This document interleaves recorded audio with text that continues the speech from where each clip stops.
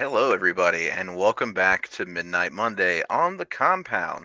Uh, I am Gavin, the director of this evening's story, and also the primary host of this old weekly or mostly weekly event that we do.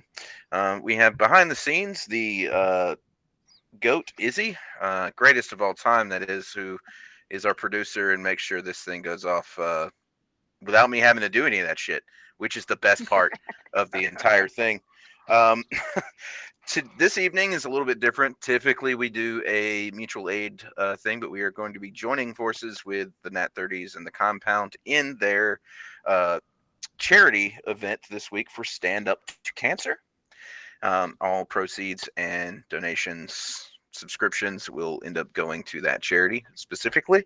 This is going to be an all week thing. Everything here on the compound for the week is going to involve this. I believe there are some other charity stuff, donations. If you go to the Discord, you can find links and things like that as well. And they will be blasted throughout the chat this evening if you want to do any direct donations.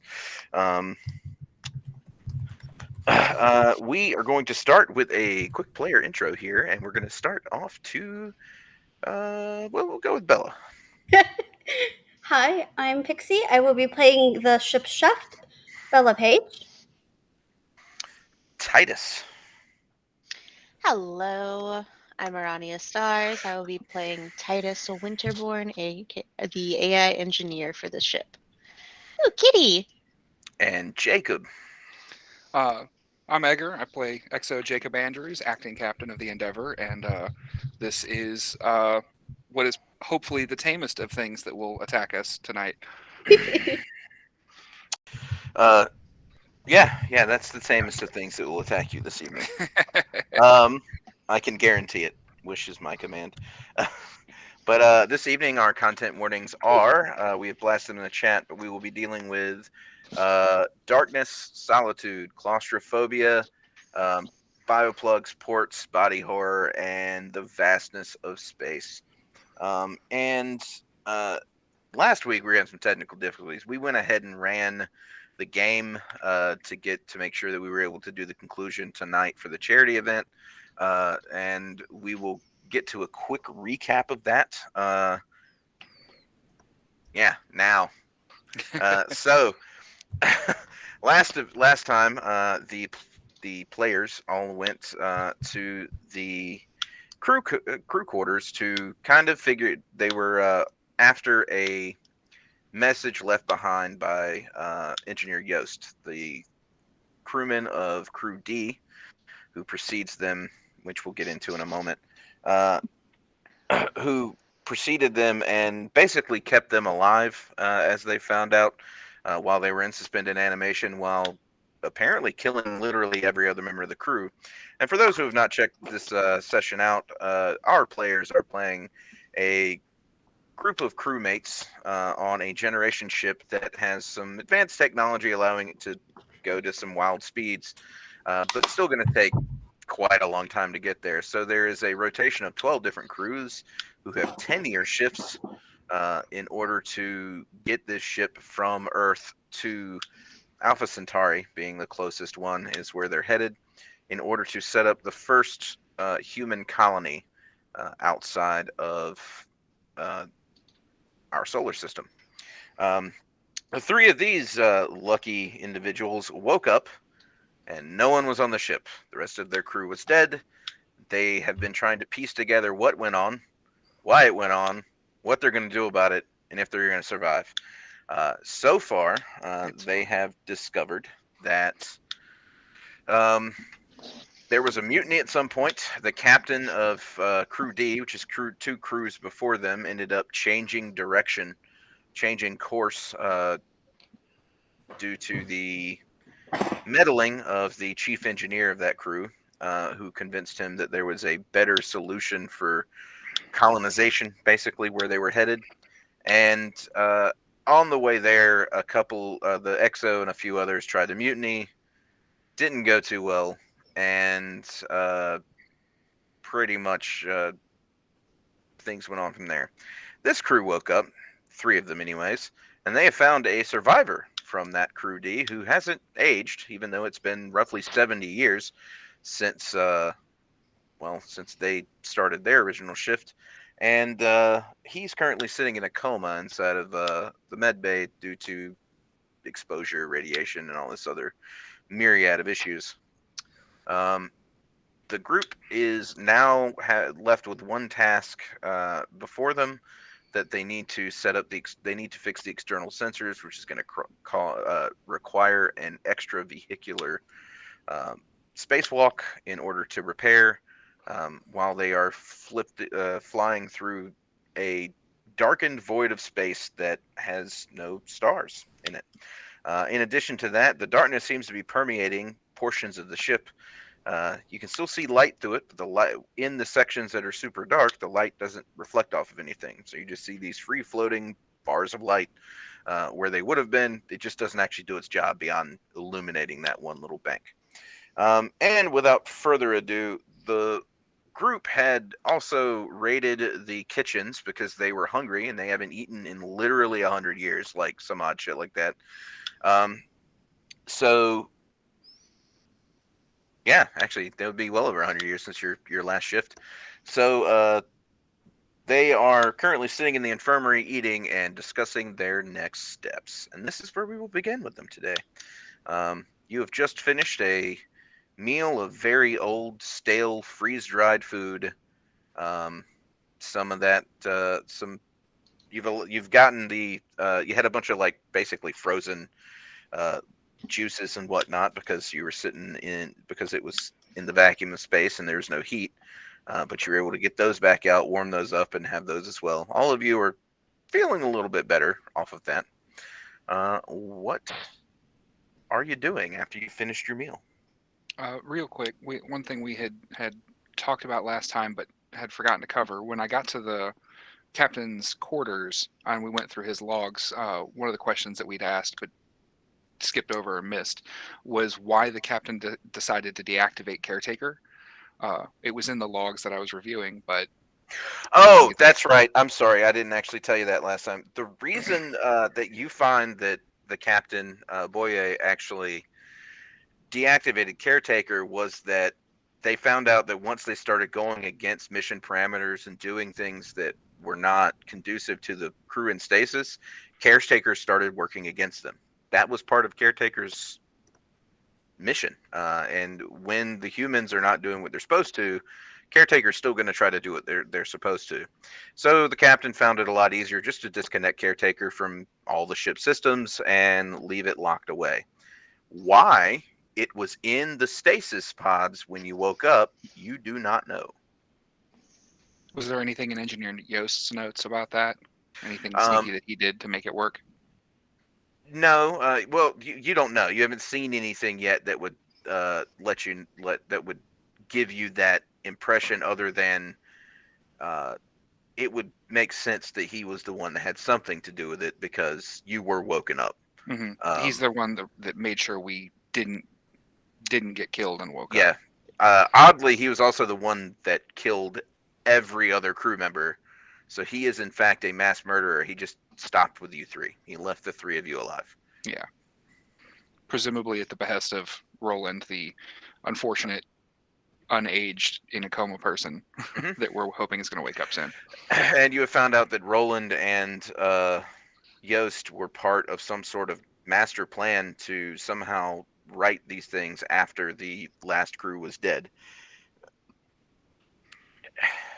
So There was also like the note about the three, like the logs that we saw, that like there's three who were supposed to who were supposed to like turn the ship into a bomb essentially. Well, yeah, Yost said that the original plan was to have you take over the ship and re-guide it where it was supposed to go to get it back on course. But he said that that plan needs to change, and you need to find a way to basically go super critical on your antimatter reactors, and blow this giant void cancer out of our universe, is what he was kind of getting at. So those are two things that you could possibly do at this point. You just At this, it's going to require the external sensors being up to figure out where you are, how to even do it, where how to even change course and all of those things. So at this point, you have a plan. You have possible plans of action, but you can't put them into place until. All right. As we're kind of wrapping up our chow, as it is, Andrews will kind of look to the other two and say, and then look up and say, "Caretaker, what's Roland's status? Is he still recovering? Is there any estimation on when we might get him back?" Exo Andrews, his status is unchanged. He is in stable but risky, still, in a medically induced coma. I can, as I said, wake him from this, but he could have serious side effects if I do that. Though it may be better to give him some more time. But he will survive. Roger. All right, well, if we want to give him that additional time, we could go EVA again, get those sensors online. That's going to be our next step, no matter what we do. I'm still not 100% on board with what Yost was talking about. Obviously, I didn't get on this ship to turn it into a bomb. So if we can figure out some way to... We need to know more about what's going on before we make any kind of decision like that. And those sensors are going to be step one in getting us there. I trust Caretaker to get us to our destination safely if we're able to reroute this. Once we have course. I think Yost's first plan is much better than his second in terms of not blowing up us and everyone we've ever loved. Let's get those outline sensors back. I have some mechanical knowledge, and certainly can assist Titus, but you may be more skilled at this than I am, and I think the two of us, especially with the blackness that exists out there, I mean, I can fumble along with the AR that that y'all found before, but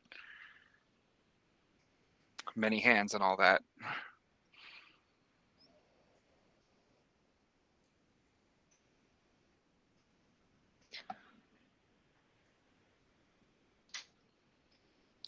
I just want to get off of this ship.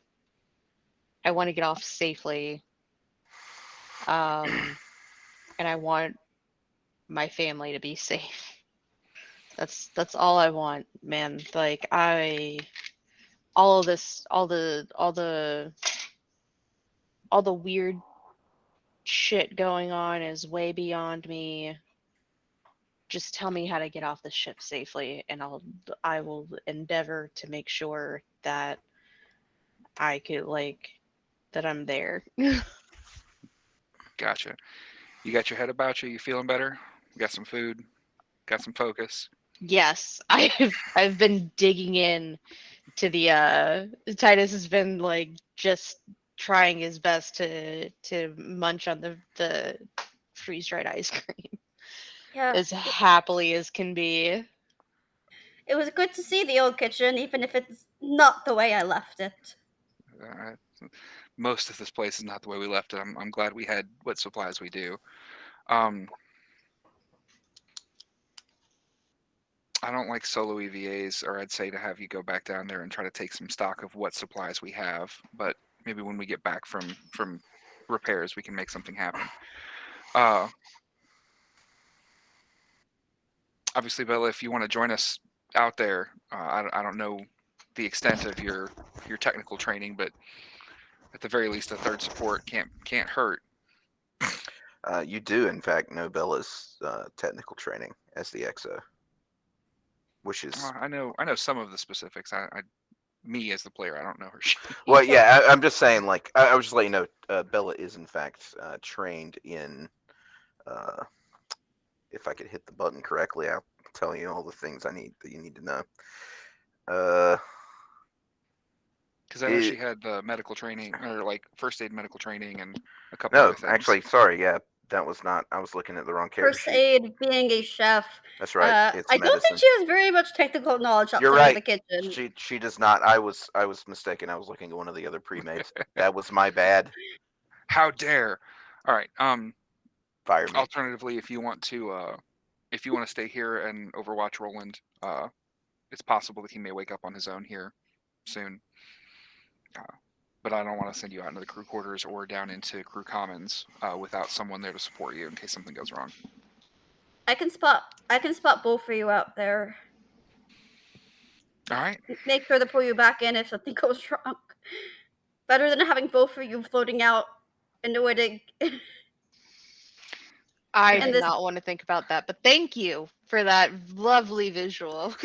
Jacob will have kind of a sobering nod and then look over at Roland, who did that and clearly had some weird shit happen where he didn't age. And yeah, let's much as I hate to say it, let's suit back up and head back down to crew quarters. Is it all right? No, So it's is not it going to crew. be easier? You're going. In order to get where you're going. So the ship, as I explained, and for those I guess new to this, the ship is built around a large cylindrical core. That cylindrical core makes up like a lift shaft thing that gets you from the front to the back of the ship. At the where the crew stays, the actual active crew, it's like 6 stacked decks circular around it. So think like 6, like a stack of pancakes with a cord cut in the middle. Now above that, on that that pillar and ahead, is space. So what's ahead? But ahead of it on the opposite side of the engines, there's a thicker portion of that core that's the entire sensor array, the external sensor array. You can take the lift straight there into EVA from that point. Okay. And then as you go further back towards the engines, that's where you have the massive colony compartment, which is where everything's in storage, including all of your friends or all of your family and everybody all the colonists. And then the very aft of the ship is where main engineering and the Cupid did like engine system where you're basically flying through a seam of void space that allows you to break the laws of physics. The reason you're moving as fast as you are, that's where that's located, including like the main engineering area. So some of the notes we had from that mutiny indicated that they had attempted to go to the aft of the ship where additional storage was and had like weapons and etc. How accessible is that to us? Like, is that having to go EVA and going like way down into the other ship, or I mean, does the lift go down to an access that has that stuff? While life support is minimal there, Mhm. the life support can be activated in that section. You basically just have to ask caretaker. So once the ship gets to where it's going, people are going to start waking up in shifts to start setting up a colony on the surface with all of the equipment. In order to do that, they're going to be able to need to move around and breathe. Mhm. There are a couple of there's like 4 shuttles there that you can actually that are meant to be able to travel to the surface, though they are one way, and the 4 shuttles are there for the purpose of getting everything down. They're pretty sizable, and kind of attached to like the outside, but and then you have where was I? You also have like a shitload of containers. There's food. You have stasis pods for all the crew.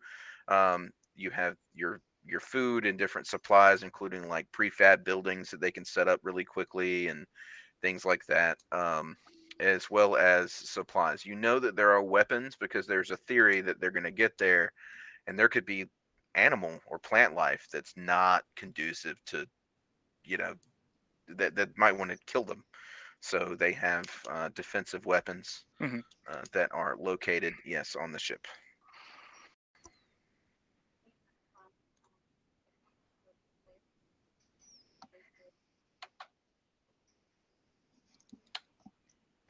Oh, Apparently, someone has given us 5 hit points on this one for the group. Thank you very much. Thank yeah. you.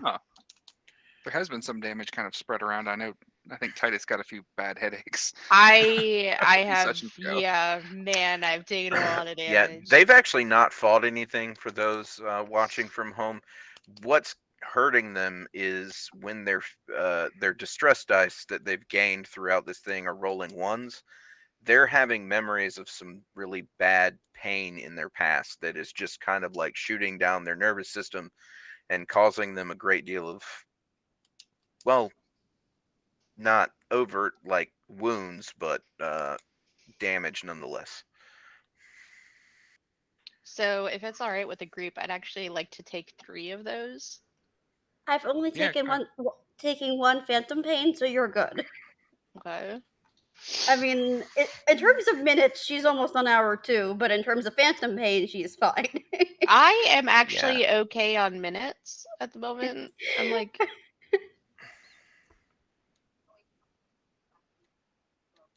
ah. From well, we didn't have a heal thing last week. Like we don't. Okay.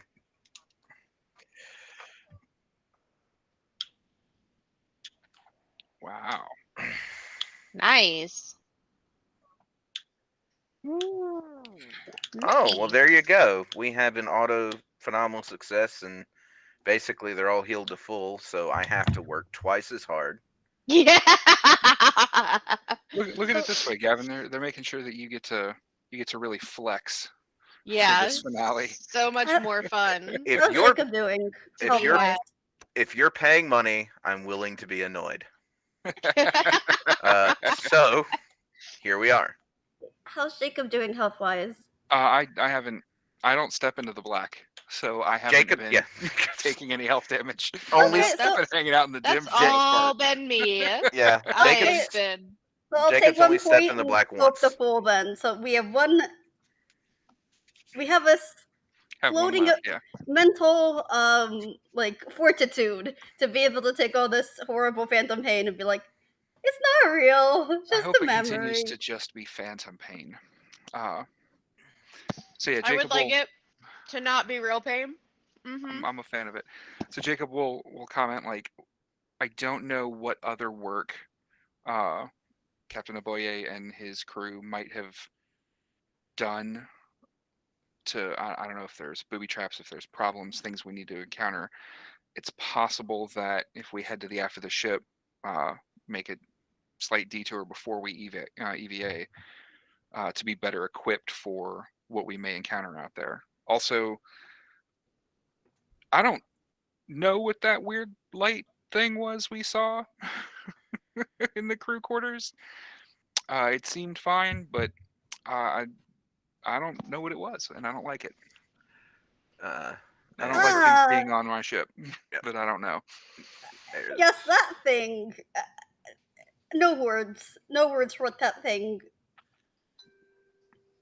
But also, like, again, we're down low enough that I'm not going to be throwing out executive orders here. Are we? If folks want to get out there and get this done and get some information and make a plan fast, we can skip it.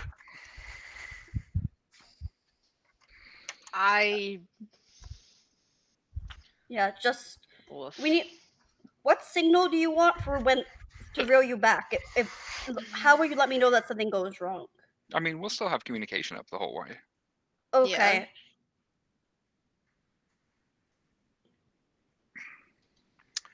You will. So I guess you two are heading up. Moving on up I to think I think all 3 of us are headed up to the EVA access for the external sensors, and Okay. then Bella's going to stay anchored. XO, you do know that in a situation like this, you would need somebody on the command and control deck to see if the sensors come back up. Okay. So because otherwise you don't really know if everything's working properly. But you're going to need someone sitting in CIC at the astrionics section in order to make sure that all of the different sensor arrays are functioning properly and kicking back data. Otherwise, you'll end up going out there and having to come back and check. And if you did it wrong, you have to go back out again, and it's a whole thing. Okay. So rather than having Bella like sit as an anchor point, we'll set you up at the astrionics on the CIC deck. have caretakers support you to make sure we can run these diagnostics and make sure everything's going. And if you're in mortal danger, please again holler, and I'll reel you back in. But I'll keep post for watching the systems come online. I mean, they're lights. I know off and on, even if I couldn't program them myself. And caretaker will be there to run the diagnostics as well as with support and direction. So we'll make this work. All right, Titus, you ready? No, but we're going anyway. We're going anyway. That's All right. the spirit. Well, the three of you are hopping in the lift and heading up to the CIC deck to offload the person who's going to sit at Astrionics. The doors. And who was staying at Astrionics? Bella Page does not want to go out there in the darkness. She's just gonna keep keeping post. Bella Page is a smart chef. She's a smart cook. All right. You are going to be you are going to be sitting at the Astrionics, one of the Astrionics stations, and you can get a basic. It's push button. You don't know how to read them because you don't have the training to do so, but you do know how to tell if they're kicking back information. That's kind of a basic thing that you're able to piece together. Someone, even caretaker, could walk you through, like whether or not you are seeing information properly, but you will need to do that. And the doors close as Bella goes and finds her place at the Astrionics station, and Jacob and Titus head up further and further. And the lift doesn't move super fast. Generally, it takes almost 20 minutes to get to the aft of the ship, all the way to engineering, through everything. This is a little shorter of a trip. We're talking about 10 minutes or so of just very slow moving lift. Heading up. We'll go ahead and seal suits and give a diagnostics and once over for each of us, just a buddy system. Everything's good as we're waiting or as we're ascending. So you actually get to the lift stops, and you see on the little readout where it says sensor access or exterior sensor access. And as you step out, the first thing that you'll have to do, you step out into, this is not a very large area that you're in. It's feels almost claustrophobic. The two of you could probably stand side by side in this little area. Mm-hmm. But the interior here is different readouts and information that you're going to need in order to see what's working, what's not working, and sort of do almost like a manual rundown or diagnostic situation. Things can be repaired here as well if they were not working here, but all the lights seem to be on and doing what they're supposed to do. They're just not getting any signal from the outside, and that's where you're getting your warning signs. There are, red lights flashing across for connection or proper connection to external sensors, and things are going to have to be done. You do have your Omni tools, which are just all-purpose tools that let you fix pretty much anything, because it's for those writing futuristic sci-fi, just write one tool, guys. It's a lot easier than having people hunt down stuff. But I need a wrench. The Omni tool is a wrench. It's got a wrench on it. The Omni part handles all of that. Fortunately, you both are holding one. You both are holding one of those, and you can head out into the EV. These are smaller airlocks. They're not as large as the one on the CIC or the any of the other levels. There's also airlocks in engineering. There's airlocks in the colony section to get out, of course.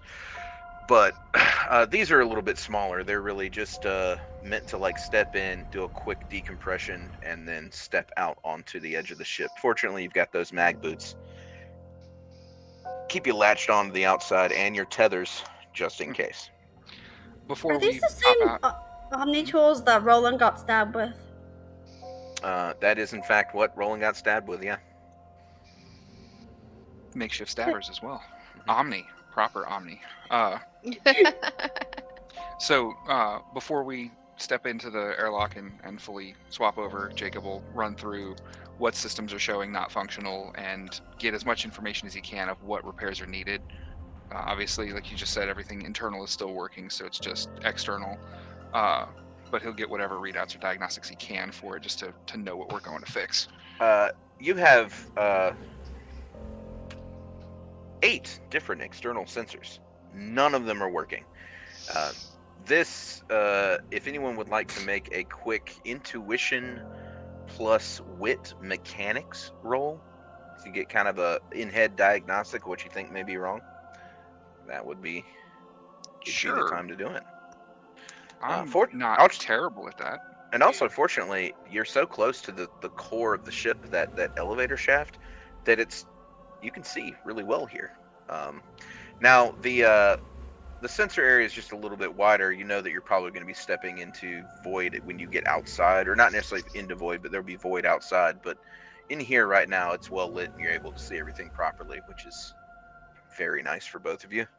The 8 different sensor arrays are visual, solar, visual, which shows physical video recording of different points outside the ship. That actually is active, and you're capable of seeing that one. That's more tied into internal sensors and security cameras and anything else. Mm-hmm. But the rest of them, you are not getting any readings off of solar sensors. They take light from a nearby star, map the relative distance of a ship to it, and are able to pinpoint the distance of any given star. You can't see any stars, so radioactive sensors. Star scopes are a little bit different. They map the position of stars to almost have like kind of a to figure out where you are. Inertial measurement unit gives relative speed while outside of the displacement of the engines. Magnetic sensors, infrared sensors, and LiDAR. You are getting nothing from any of these, and in fact, they're not getting any like kickback. That it's not like they're just not seeing anything. They're just not they're not getting a reading. Mm-hmm. So those are what you're gonna have to play with. Go ahead and roll that for me. Yeah, let's see. That's 2 successes. So this is a situation where if all of them aren't working, then the first place you should probably look is where they're connected outside of the ship. That could be what is wrong or what is going on. So you feel that's a pretty good first place to start. And after you kind of get after the air cycles through, the airlock is ready to be opened. And 2 of you are standing in your EB suits, breathing the recycled air. We're all prepped. Jacob will look over at Titus and kind of give a nod, thumbs up. Are you ready to go? As ready as I'll ever be.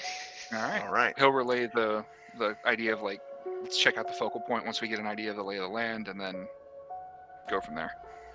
Okay. Now, once you open the hatch, you open and you look out. These hatches don't have windows to the outside. It's just a hatch.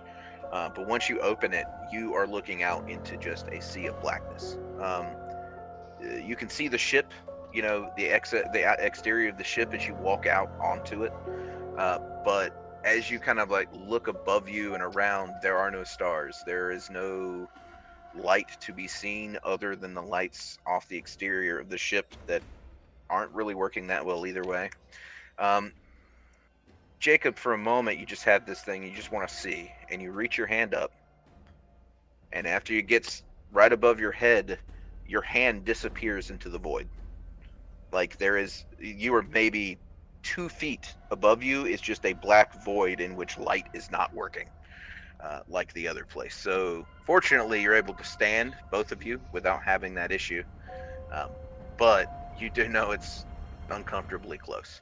And as you look back towards the saucer section of the ship, you can see where that darkness is almost like cutting into the outside of the ship. Like it looks very strange to your eyes. You're still seeing external lights and stuff sort of blink out, but you can't actually make out any part of the edges of the saucer where it's almost like a column of darkness that you're in. I have a bad idea. You looked like you had a bad idea. Lay it on me. Easy. Try not to Try not to die. Yeah, unfortunately, that may be a little. Actually, did I take my inhalers today? I probably did. Oh well. Everything's important. Yeah, I know. I just. um, how long are the magnetic tethers that are part of our EVA suits? The tethers, they're roughly, let's say 15, 20 meters tops. They're meant to let you kind of like go out and do a thing. There are other places on the external of the ship where you would do normal EVA, where you can grab a new tether and reattach it if you have to go too far. But each suit has one connected to it. Yeah. Do I see a tether point nearby? They're magnetic. They Oh, basically okay, so it lock doesn't in. matter. They lock in just like your mag boots do. I'm gonna draw. Detach the. I'm gonna put the tether on the ship. I'm gonna be like, Jacob. I'm about. I just need to see something. I just need to try something. I will be right back. If I start seeming like I'm in distress, pull the tether so that I reattach to the ship. Can you do that for me? Yeah, but what do you? Oh, you are not going to. And I release the magnets on my boots. My head goes up into the darkness. All right, so and I turn. and you spend a minute to shadow pierce. So do you drift like fully out, like to the end of your tether, or are you just going up, like jumping up like 30 feet or whatever? Just to where I can just get my head into the darkness. That is not how space works. If you jump, you are going in that direction until something stops you from going in that direction.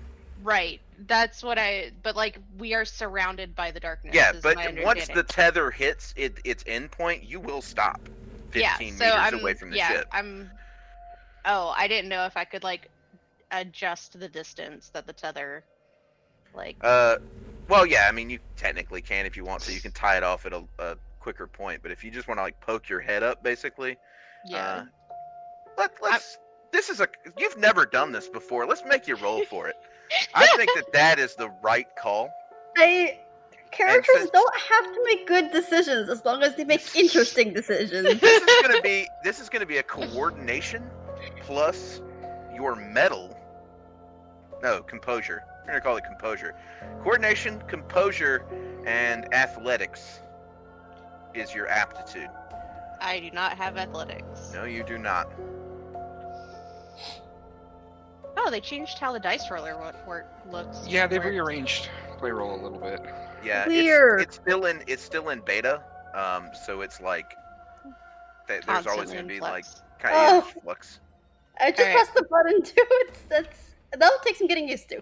Yeah. All right, let's take a look.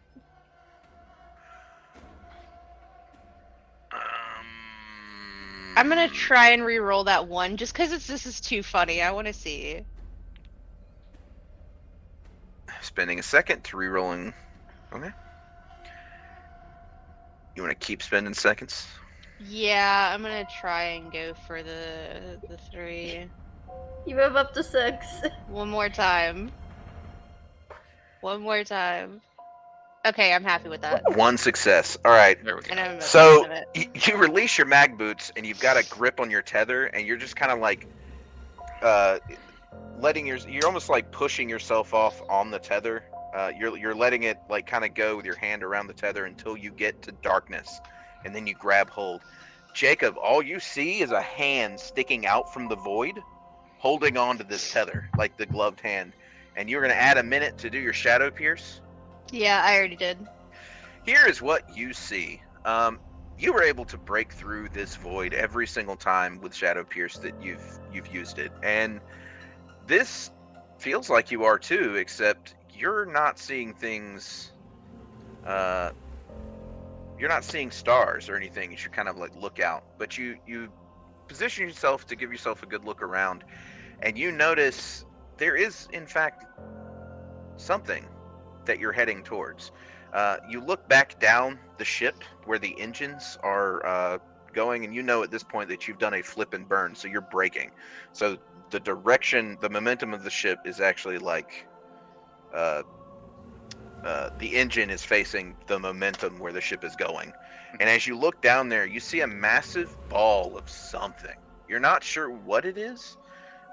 It looks like a giant sphere covered in like a kind of a darkness of some sort, but you're able to pierce. The harder you look, the harder it is to like kind of really tell what you're looking at. You don't know how to like process this information right now, but the ship is definitely heading to some sort of giant dark orb out there in the middle of space, something that's just slightly darker than everything else around it. You are now going to add another minute because this is fucked up. Yeah, holy. Do you share this information with the class? Well, first of all, Titus is. I'm going to like haul myself back towards the ship by the tether, and stick myself back to the ship, white as a sheet. As Jacob sees Titus like pulling back down, he'll reach forward to assist and stabilize to make sure he doesn't just like yank himself into the side of the ship. A few things. You good there, buddy? We need to fix the sensors, and we need to have a talk. Okay. Yeah, let's. Sure, focus on the task at hand. I don't like how any of that sounds, but sure, let's. All right, so Focus time. in order to figure out what's wrong, you're going to have to search around a little bit. So the first rolls are going to be made. I'm going to have you each individually make rolls. If you are searching separately, you have a general idea where to look. So I am actually going to give each of you an auto success on this roll. Mhm. So long as you don't get screwed by the distress dice, you should be all right in finding it. But you're going to be making we're going to call it a coordination and wit roll to find out where you're going on the exterior, and that is going to be investigation or mechanics, whichever. I have you both would of like. those things. You do. Can I get double specialization and roll d10s? You cannot. There are no more d10s in this game unless you get a wound. Okay. I'm sorry. What was the roll? Coordination and and wit. Yeah. So you have 2 successes there, Exo Jacob. Did Titus's trip 3, out 'cause into he the gave us the free one. void trigger You're right. anything on the panels that I'm looking at? The what? Did the trip into the void trigger any changes in the panels I'm looking at? No, you're able to like see what they're doing on cameras and scopes on the outside. So you did for a moment see just Titus like suck themselves into the void, and then pop back down, and you can hear them over comms if the comms are open, which I believe they are. Yeah. I didn't have any reason to turn off comms. Yeah. Open comms or comms. So you heard Titus go, "Listen, we got to handle something else right now. We'll talk later." And then so you're kind of eagerly awaiting. Fortunately, both of you are able to easily find the various access panels that are like junction boxes for all the sensors. And however, both of you are going to have a distinct memory that kind of a memory of a pain in your past that comes through. Titus, you remember the time that you were running track back in school, and you stepped wrong, and your ankle snapped right in half. For a good 15 seconds, that is the pain that you feel. Jacob, you have been shot before, and it was right through the shoulder. Got the meat, nothing real, but that fiery, burny sensation, just for a few seconds, is playing through your head. Both of you need to take a damage for that one. After looking and this you're able to kind of look through. This is going on while you're looking for the junction boxes, and eventually, Jacob, you find the one that is the problem. As you get there, and it looks like something has bounced off of the actual exterior of this and crushed part of the panel in. It's going to take a little bit of working to get out, so I'm going to need a strength and toughness roll from somebody. This can be athletics or mechanics. I'm fine to make that, Titus, unless you feel particularly qualified. Nah, I'm good. You can do that. It's amazing the number of rolls I've had that have been 3 of one and then 1 die of another. Like the arrangement of my attributes and skills on this sheet has been hilarious. I would have 2 and 2 for that if I was physically outside right now, but she's not. I'm going to spend a second to re-roll that 1. I'll spend another second. Come on, buddy. You can do Oh, it. I I'm believe. going to roll it on the 4. I don't have to roll on the d6. Because this one doesn't matter. There we go. There you One success. go. One success. And that is what you need. However, as you're kind of like pulling this thing up, you get your Omni tool in a good point. Did you use mechanics or athletics? I use mechanics. Okay. I have both, but he's coming out. That's why I'm asking which one you're doing. Well, so you've dealt with things like this in training before. You know how to get your Omni tool in there to sort of like bend back and crack the seal and open it back up. As you do, though, your tooth, the back of your mouth is killing you, and you go like, I got my wisdom teeth out a long time ago. What the hell? And once you finally get it open, the pain sort of dissipates. Add another damage, please. But you are currently looking I at. don't like rolling ones out here, guys. Can we stop?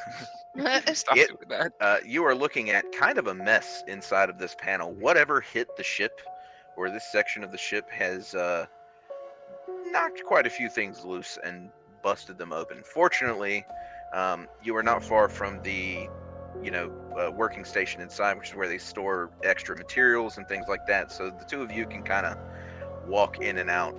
I forgot to mention, as this airlock opens, the interior of the sensor array is now just part of the vacuum. So you're able to walk in and out, and the elevator shaft itself is closed off.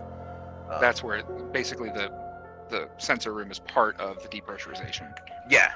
The whole thing depressurizes when you exit and stuff like that, because you're meant to be going in and out of this for repairs, like on the regular. Mm-hmm. So you're able to kind of go in and out and do your thing. But now that it's going to take probably a few hours of work here. You can see that pretty easily. But the two of you are going to get cracking at it. So both of you are going to roll on this one. Titus, you have mechanics? No. You have electronics. Have electronics. Electronics will help you a little bit here. Okay. So it's going to add a D8 to Jacob's roll, as Jacob's the primary mechanic here. So acumen, wit, mechanics, please, Jacob, to start the repair process. Is this, just to clarify something, because we have some floating bonuses out there, is this going to be like multiple rolls, or is this the roll? I don't do those like that in this. Not. It's just like a singular roll will get you where you got to go on this. It's just the action itself is like a couple hours of work. The two of you are going to be down there, like on your hands and knees, like in this panel, fixing stuff, going back and forth for like a couple of hours. Since this is kind of important, do we want to spend that phenomenal success folks gave us? Maybe. Yes. That sounds like a great idea. I also would like to not risk rolling more ones and having shooting pain. Yeah. I'm all right with that if Bella is. You good? Yeah, I think that's, for plot reasons, it seems like a good use. All right. So you have a phenomenal success on this action. Once you get in there and start working around, you see that the damage it's serious, but you're gonna have to replace a few circuit boards, redo some things. But the connections don't seem like they're that busted. You're not gonna have to reconnect any or like redo any wires or do any like crazy soldering or anything else. It should be a pretty simple process. And the two of you are working at this for a good long while. As this is going on, Bella, periodically during the repair, things will pop up. You're starting to get readings from solar, radioactive over the course of this thing, and after about an hour and 15 minutes, you finally get the last one up, which is the magnetic scanners. And the two of you close up the panel and are able to seal it back using the Omni tool, almost like a couple of spot welds to keep it down. This is something that you're probably, maybe you can come fix later, but right now it's not all that important. You have like kind of gotten it back down though. And as that is going on, the entire ship shakes, almost like you go through turbulence. Bella, where you're sitting, you look up for a second and you see the darkness swoop in towards you, probably another 5 meters. It's like right next to you. The dim light has now pushed itself towards the center of the ship, and there is no part of the ship that you can see right now that you would consider bright. The two of you stand up, Titus and Jacob, after this kind of rumble, and your heads immediately go into the darkness. Bella, you're actually going to add a minute for the unable to see on this one. And you can't, it looks like the darkness is roughly chest height. That's where you're sticking your head into. And the ship rumbles once again. And Jacob, your mag boots release, and you are shot into the darkness. Can I get a athletics roll or a kind of a you will you will grab to get a hold of something? You are going to do we're going to call this a coordination and reaction athletics. Those are numbers that I have. Can I try and grab him? No, because your head is in the dark. You do not see. You both stood up, and as you did, another shake happened, and you don't know he's flying off right now. You have no idea. So is the tether gone? Let him roll. Yeah. More pain. Definitely some more pain. All right, we'll spend some seconds. I gotta make this magic happen. Come on, buddy. There we go. All right, one success. Right, you got one success, so you are not going to. One success. You're able to grab onto the tether, and you find that your arm has somehow become wrapped up in it a little bit. Mm-hmm. And you slide a little. You don't know how far you slide on it, but eventually you do grab the tether and you stop, just kind of dangling in the darkness and the void, unable to see the ship below you. You don't even see your hand grabbing the tether. I guess the lights on your suit show maybe 6 inches in front of you, which that's it. So you're just a helmet in the darkness. You can't even see your own body as you're reaching forward. And you are currently dangling into the void. Titus, after you stick your head into the void, what do? Bella, you actually lose the ability to see them altogether. The darkness has covered the cameras. You are not able to see what's going on at all from your position. All you know is that the darkness shifted. You looked at the cameras. There's no more visuals. You still have communications, though. Does that bring me up to hour 2? I already gave you your unable to see for this. Okay. But it may soon. I turn on Shadow Pierce. Okay. So you turn on Shadow Pierce, and what you see again is you happen to be looking at the back of the ship, not even realizing it. You look at that giant dark void again and just sort of shake it around and look. And as you look, you see the other tether kind of like ahead of you. Roughly 5 or 6 meters above you is Jacob dangling and like twisting kind of in space. It looks like he's panicking a little bit, I would say. A little bit frightened because he can't get his bearings as easily. But he is holding on to the tether at some point. Fuck! And I start reeling him in. Okay. As that's happening, in the and Jacob's fully lost in the darkness again. He's gonna try and he can't steady himself. He doesn't have any point of reference for it. Can I see the chest light on Titus's suit? Once you get closer, you can. Okay. So as he's.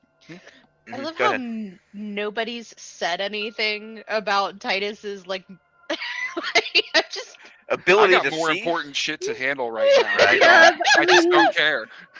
You feel a tug on your tether, Jacob, like you're being pulled back in. I got you. I got you. I got you. I got you. Okay, Jacob come will just be in. I trying to lost control his visual. breath. Please, are you still on the ship? Yes, we're fine. Sort of. You after a few moments of being pulled down, you end up seeing a hand kind of reach up right into that 6 inches of light that your suit's giving you, and it grabs on to your one of the portions of the suit, pulling you down. As it does, you see the flickering lights of Titus's suit. Adding a minute for that. Yep. Real quick, as I'm getting pulled down, and he's getting his bearings and trying to grab his keep his breath under control. Gotta keep it cool. If if the officers lose it, then everybody loses it. So we gotta stay cool. We gotta stay calm. He's gonna kind of come to a thought and realization. When we saw this void the first time we encountered it, we noticed it had almost a smoke-like consistency, texture to it. Some portions of it did. Most of it looked like a blank void portion, but you're not sure whether that smoke-like stuff was a trick of your mind or not. You've not seen. That was kind of how it came across you in certain places or areas, and that's generally where it meets the dimness, and then but beyond that, it's just I'm gonna try something. He's gonna reach his hand out as he kind of stabilizes, so he's not spinning loosely in space, and he's kind of feeling Titus pull him back down. I'm gonna reach a hand out, just kind of out into the black, and I'm gonna try to Janus touch the void. I'm gonna go get a drink. Because if it's a thing, I'm I can touch drink. it, and if I can touch it, I can Janus gaze it. Jacob Andrews, I would like you to add 1 minute for your Janus gaze. Oh my god. All right, so you reach up and you're not sure if you're technically touching this. You've never done this to the air or any other kind of incorporeal type thing, but why the hell not? And the moment you do, what do you ask? I want to know when it enveloped the ship. Okay, so what you see is when it enveloped the ship was in your solar system. It's the first time this ship was enveloped in the void was from what you can tell when the QPDID system turned on. That is the void space that you've been traveling through this entire time. It's the same void space that you're in now, only much larger than it should be. Before it was just a simple corridor. Now it's not. And then you get some other images, and this is not normal. You usually just get the one answer and you're done. But you see thousands of ships, thousands of worlds being completely enveloped by this void for just a split second. And for a moment you get this idea of your perspective in the void, just how inconsequential you actually are. And you're going to add another minute for doing this one. Well, stay tuned, because once I get my feet on the ground, he's gonna be like, "Holy shit! Holy shit!" And he's gonna kind of like lean down, kind of put his hands on his knees for a moment, look up at Titus, and be like, "Titus, thank you very much. If we get out of this, caretaker, please log a. I would like a merit commendation for Titus Winterborn. But I gotta know something." And he's gonna stand back up into the dark and reach up again. I'm a Janus gaze again. Okay, what are you asking now? Add another minute, please. I did. I have been at like 2 minutes for like this whole game, and now I'm Fair. at 9. Look, it's worth it. I want to know when it comes off the ship. Okay. When does the void come off the ship? Wow, you're gonna have to give me a second on that one because there's some different things you could see here. You know that viewing the future is never, like normal. You see a moment of the void leaving the ship during what you feel could have been the test run of the ship. Well, because you're seeing the solar system around your solar system and Earth, like kind of in this moment. But you also see it leaving the ship during a massive explosion. You see it leaving the ship while it is in their solar system again for some odd reason. And then you see it leaving the ship when you're in a completely different solar system. All at once, these images bombard your head. Each time that the ship leaves the void, you can't really tell if you're a part of that or not, or if you're there or anything else. You can just tell that the ship does at some point leave the void. And you are going to... Yeah, I'm going to say for that one, you're adding another minute. You're touching something that you are now very easily recognizing is similar to your initial touch into the esoteric. Your ability to do this is directly tied to a instance you've had with another strange supernatural entity, and you feel that you are currently wiggling your fingers inside of something that you probably should not be wiggling your fingers in. Like, it is, yeah. The perspective you get is, if our universe is infinite, or mostly infinite and as vast as it is, this void, wherever it comes from, is just as large, if not larger, with nothing, no light inside of it.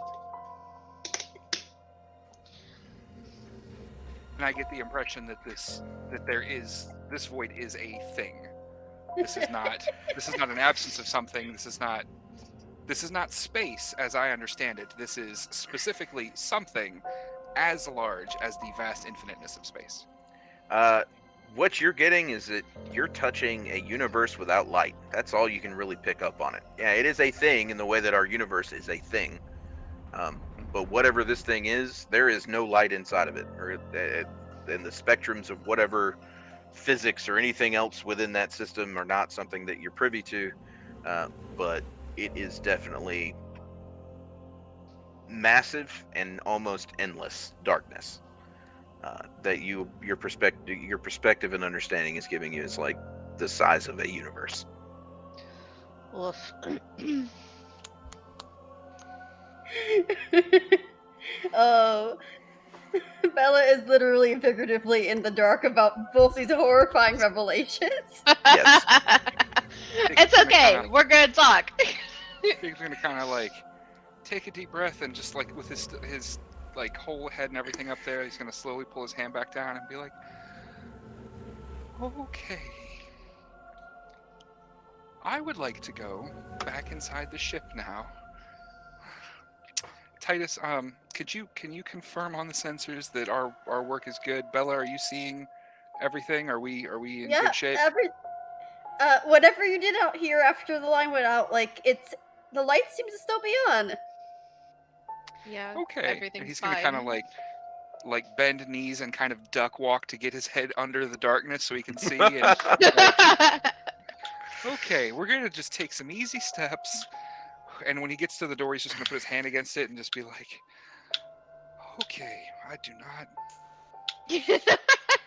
All right, here we go. And into the ship, and You're gonna cycle the you'll cycle the airlock back to where you have pressurization in the room that you're in, and are able to take the elevator back down to command and control. And as you do, you notice that the light inside here is, well, the darkness has crept further into the ship. You have less space in which to operate. The elevator lift itself, the shaft, it's bright as it always was, but the moment you open those doors, you're into the dimness of the light, with the darkness seeming to encroach further and further towards you. Now, as for the sensors, which you have access to, you, well, I don't know. You have navigation. That is what you'll need to roll. This is going to be a acumen wit navigation roll. I don't have navigation. Titus, do you have it, or Oh wait, do you still need me to run this? do none of you have navigation? I have negotiation, which is similar but not the same. But Again, let's. No, I do not. Well, then that's what you're rolling here is a navigation roll. So, that is going to be I said acumen wit navigation. Okay. As we're coming down the lift towards Bella, you said it's about 10 minutes to get back to the CIC. Mm-hmm. Can I trigger a solace roll of just pacing back and forth and somewhat muttering to himself of like, is that what I know? That couldn't have been. What about? But that looked like the Endeavor. That was definitely the Endeavor. And he's just kind of like trying to work through all the massive amount of information he just gathered. Okay. Well, who rolled the? Did someone roll for? I haven't rolled for the sensors yet because this is technically on the way down to Bella. Oh, understood. Yeah. So you're you're piecing together all this information. It's hard to wrap your head around everything that you saw. You don't, because when you do this, you don't necessarily know what day or year it is. All you know is that one of those instances, when will this thing leave the void? When will the Endeavor leave the void? One of those was definitely during the test run in the solar system. You know this because you were on the ship when it happened. It was a quick jaunt. You left the void space around, basically around Earth's orbit, or close, somewhere in between Earth and the moon's orbit, and you just feel very strongly that was when that happened. However, you asked it about the future, so whatever reason you got something from the past, you're not entirely sure. The other three, probably they don't seem to have happened yet, at least not in your timeline, your personal timeline at this point. I don't like any of that. But specifically, I'm wondering, do I have enough time in the lift with my solace trigger to make a solace roll? For pacing, we'll give you one pacing roll here. Okay. I'll take 1 minute off. It's not 1 minute. It's not 5 minutes off like I'd like, but I'll take 1 minute. Definitely. All right, so I need somebody to roll the acumen and wit. I will gladly do that. I would appreciate that, Titus, because I need a breath. And all 4 of my distress dice that I have rightfully earned. Yep, the hard way. Oh, honestly, like seriously. Oh, Hey! What a roll! Nice. All right, so that's 2 successes. All right, so you were able to kind of get a good idea of what's going on. You've got to look through all the scopes a few times. Star scopes, solar scopes are giving you nothing right now. You're not seeing any kind of light at all from those sensors. However, radiation, magnetic, those are kicking back something interesting. And after kind of looking at them, you have this sense of like familiarity, like something like I've seen readings like this somewhere before. I don't do this, but and then it hits you. You're inside of a solar system. The magnetics that you're getting are from a sun, and you're centering them on that giant dark orb that you saw in the center of this place. You're heading right for this central area that is kicking off radiation and the magnetic field of a star. And from your your calculations here, y'all are not far away from this star. You could be there within a day or two. So, it's time to have that talk.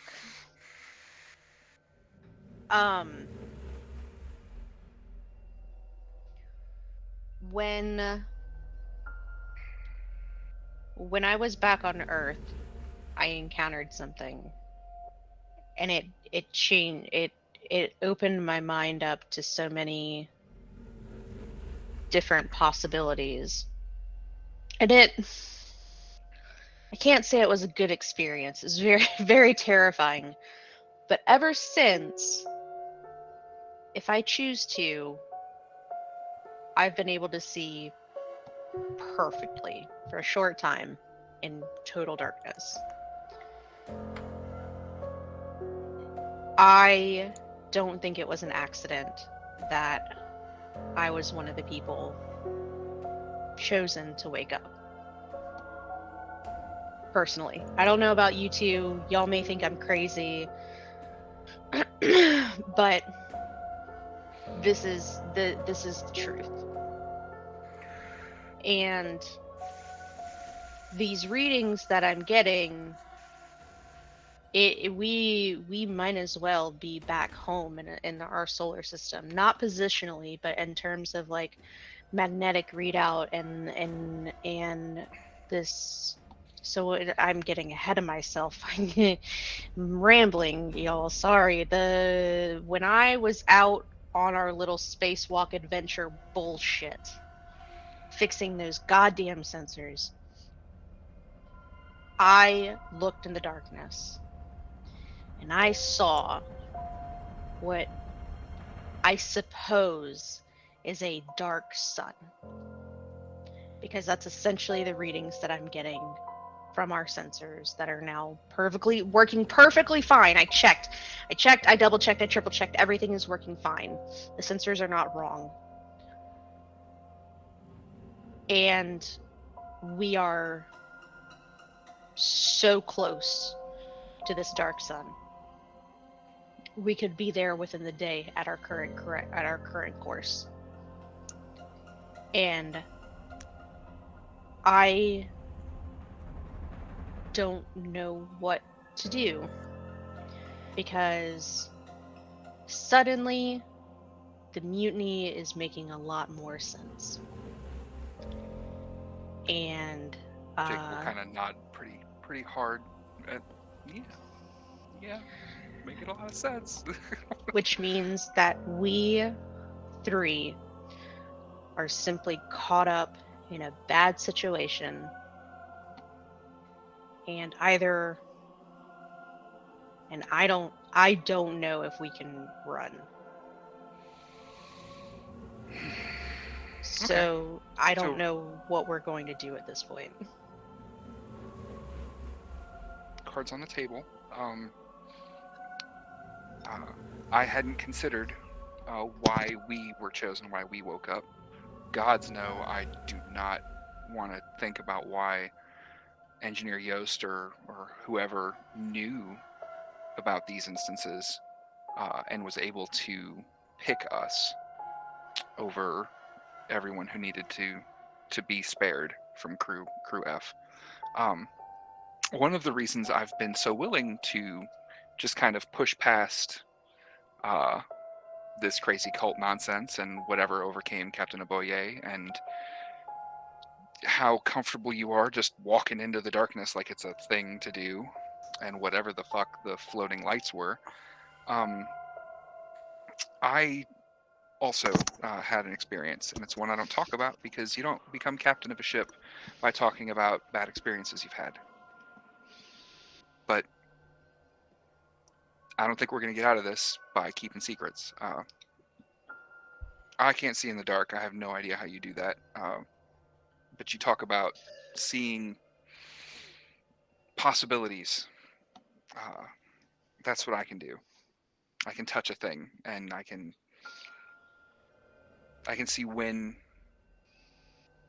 things that have affected it happened. I could see when the last time Captain Aboye had touched this console when we first got here. I could see so many things that I wish I hadn't seen. And the two most recent ones were right after I was detached from the ship, when you so handily brought me back down. Thank you again for that. How do you say this? And he'll just kind of point to the black and be like, that is another universe. Sort of. Oh god, I'm not a physicist. And you hear breaking through your communications the words, "At least you have a physicist on board." Oh fuck. Okay, thank God you're awake. Yeah, just I think I can fill some blanks in there for you, Chief. So Probably feel like right shite, don't you? Alright, everybody pile into the lift. Let's get down there. If anything, I need a drink, and if it's just frozen shitty orange juice that's 80 years old, that's what it is. Okay. I don't care anymore. We're going to pile into the lift, and I'm going to give everybody roughly a 10-minute warning here. We are going to take a break at 10:30, and then we'll be back at roughly 10:40 to finish up. But you get back on the lift and head down to the infirmary. As we're in the lift, I'll kind of explain what I saw from those two gazes, to be like, and I don't know what any of that means. I don't like what any of it might mean. So your brushes with things like that give you these amazing otherworldly senses. That seems much nice. I wouldn't call it nice, but it's had a benefit. Every time I see in the dark, I feel myself getting just a little bit closer to it. Putting that into perspective. Not like the way you said that. That's not very good to hear, but you're my colleague. I trust you to use this in the way that will save us. So. And as you're saying that, Bella, the doors open, and you see Roland sitting there. His mouth is full of freeze-dried ice cream, and he looks up and he says, "You know, Titus is kind of right about that. You are totally getting closer to it every time you use this shit. Just like me. So, this was a long shot, but you're all alive. I appreciate not being dead when I got here, because it would have been terrible. I would have hated to have died in that thing. So, suffocation is not a great way to go, you're right. No, it's not, but, about the only chance I had. Fortunately, you got me out of a tight spot there. Have a seat. I think you all have a lot of questions, and I may have a handful of answers for you, as best I can give them. The first one that I heard, I'm going to go ahead and give you. Yeah, what you're talking about is a whole nother universe. It's beyond something called the Veil, and that's what we call it. Well, we being the Touched, which all of you are, whether you knew it or not. You've come into contact with something like what we're dealing with here, and that's the reason you're able to do really screwy things that make your head a lot worse. The more you use them, the closer you're getting to being a whole lot worse. Worse?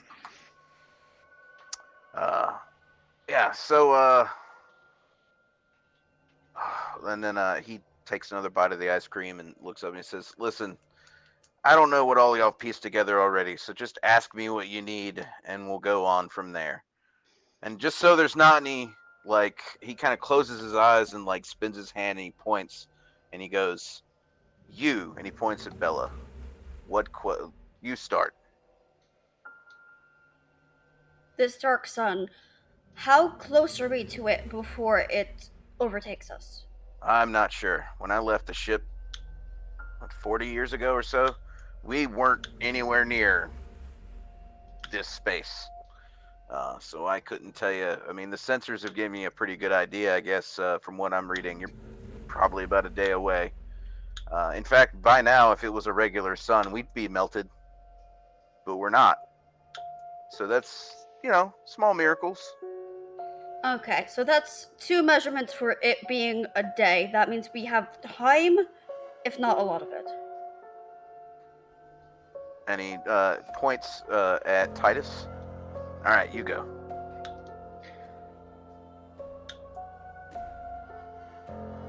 What what even was the goal of the mutiny? It seems to have been to really just get this ship to here, but like why? Well, the mutiny's purpose was to get the ship not to here and to get us back on course. Wait, what? Yeah. So the way things kind of shook down was one day, all of a sudden, we were going in a different direction. They didn't actually tell anybody.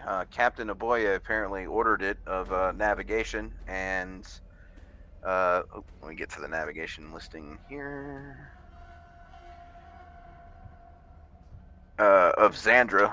Xandra and Becca were ordered to change course, and they did. They were ordered not to talk about it, and they didn't for, I don't know, a good couple of months. So we had no idea that we had changed course. Unless we work in those stations, we would have had no way of knowing. But then, Sandra kind of let slip that we had found another solar system that was closer by, that we were going to be able to, that we had found on sensors or what have you, and that we had changed. That's when people started looking into it and things got weird. And that's when Tessa Carter decided that things were not as they should be and tried to round up enough crew to overthrow Captain Aboye. And then it was a sordid state of affairs for a couple of years there. Yes, we saw that. Or figured. Why, I don't have any more questions right now. I've got to wrap my head around that first. And he points over at Jacob. I've been through Captain Aboye's logs, and I understand some of it. I imagine whatever this cult, whatever this group was, Xandra, knowing about it in advance. Or no, Xandra was navigation, right? Mm-hmm. Tessa was EXO. Tessa was EXO. Who was the physicist that had found out about it on Earth? Like, that was the head engineer. That's Victoria. So I know Victoria knew about it in advance, and I guess finagled or managed to get enough people who agreed with her that they should head this way, arranged to crew D so that they would be able to do this treasonous command and completely overthrow the whole point of this ship. I don't understand, why did they get off 40 years ago? Well, I wasn't really here for that. I'd gotten off. I didn't, I expected them all to just be corpses by the time I came back, to be honest. Speaking of, how are you not 112? Physics. That's how I'm not 112. Basically, you never mind. Let's make it as layman as I can here. My little brush with what we call Beyonders, gave me the ability to sort of zap myself through space-time. Not normally travel through time, but it turns out that after I did quite a few calculations, this void space that we're in doesn't really operate on the same rules of space-time that our universe does. So I figured I could, it was a long shot. Turns out it worked, but I could zap myself to any point on this ship's trajectory regardless of the actual time frame. And it worked. Kinda.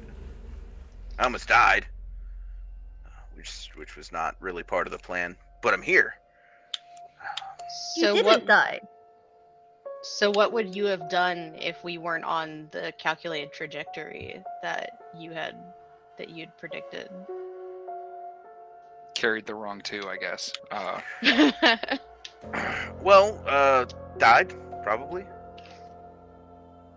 I mean, I was dead Okay. either way. I'm probably still gonna die, but the point is, I would have died.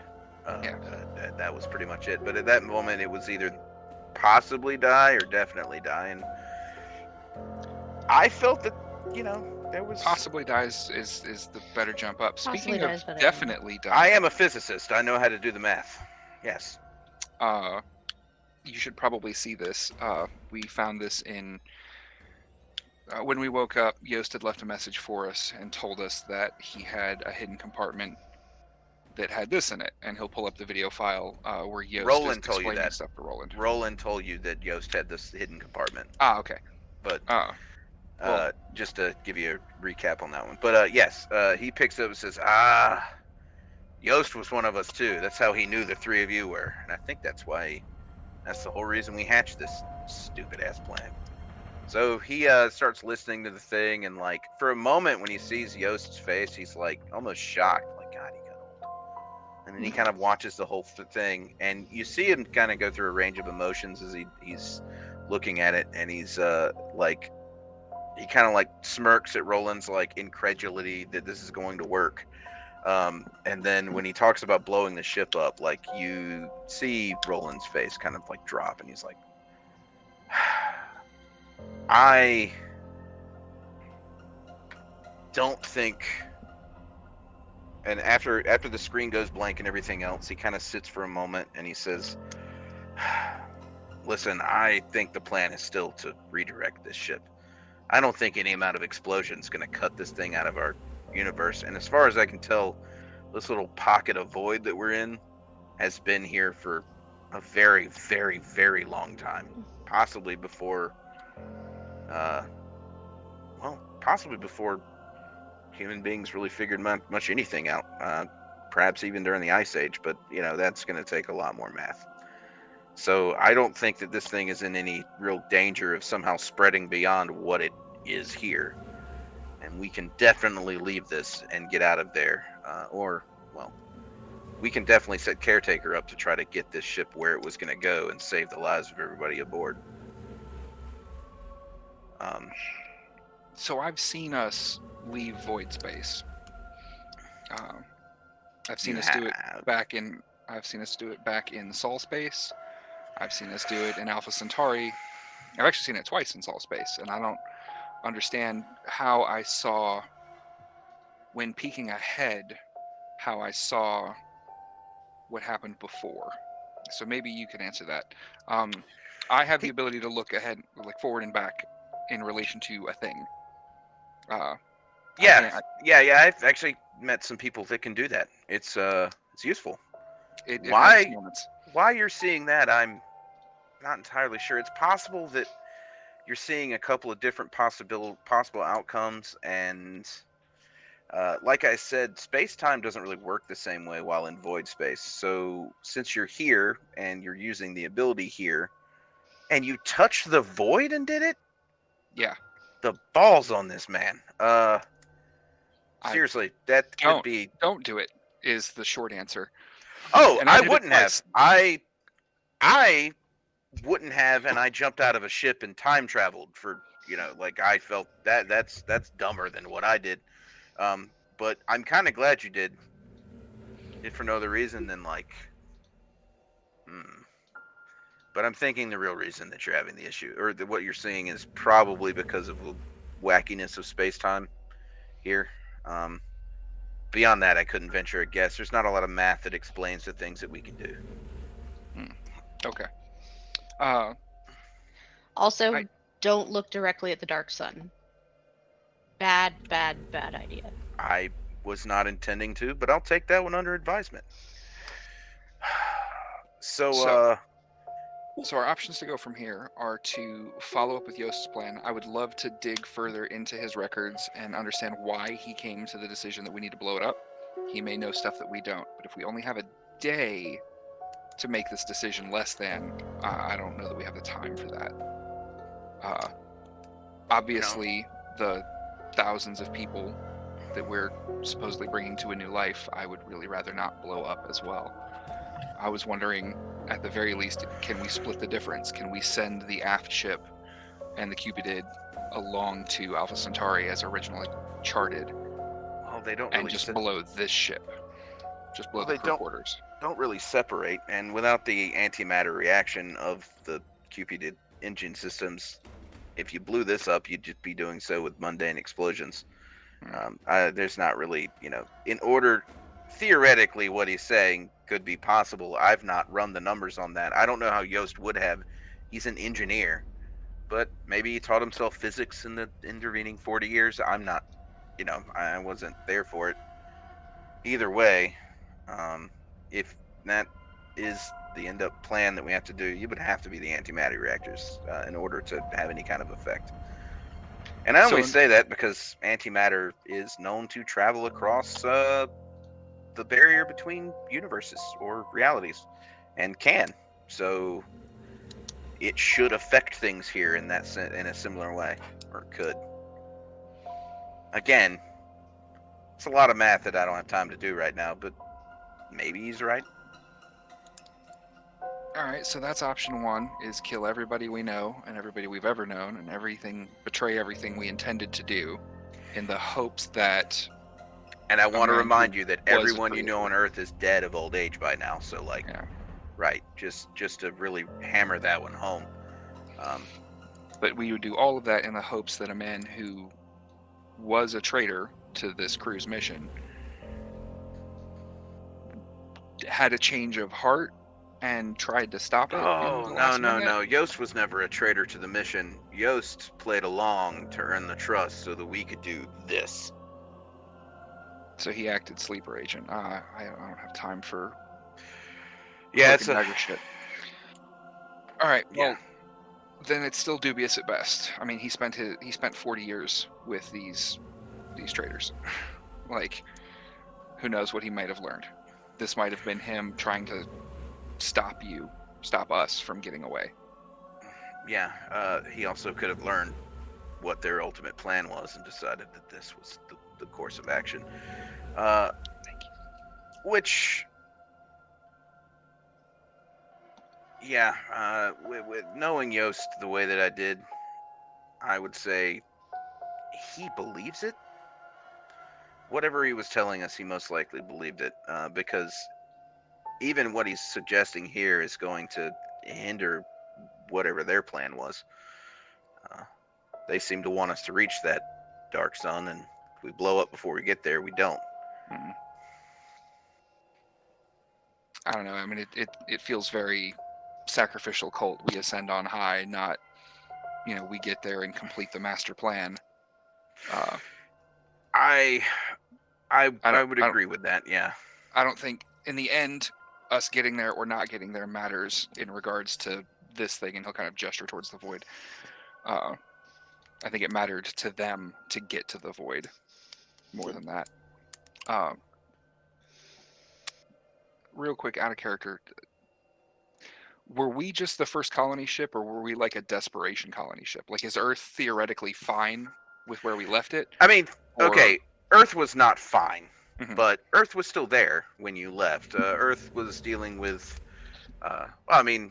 basically take today and exponentially add on to that of, massive climate change issues. There's people living in entirely domed cities now because the air is too poisonous to breathe, or it's too hot to actually live in. There's been a massive die off of a lot of people, but there's a lot of really rich people who didn't die. Yay. Including the people who funded this trip for that reason. They're trying to expand to another planet and start over.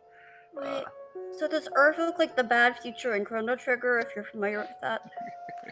I mean, yeah, maybe a little bit.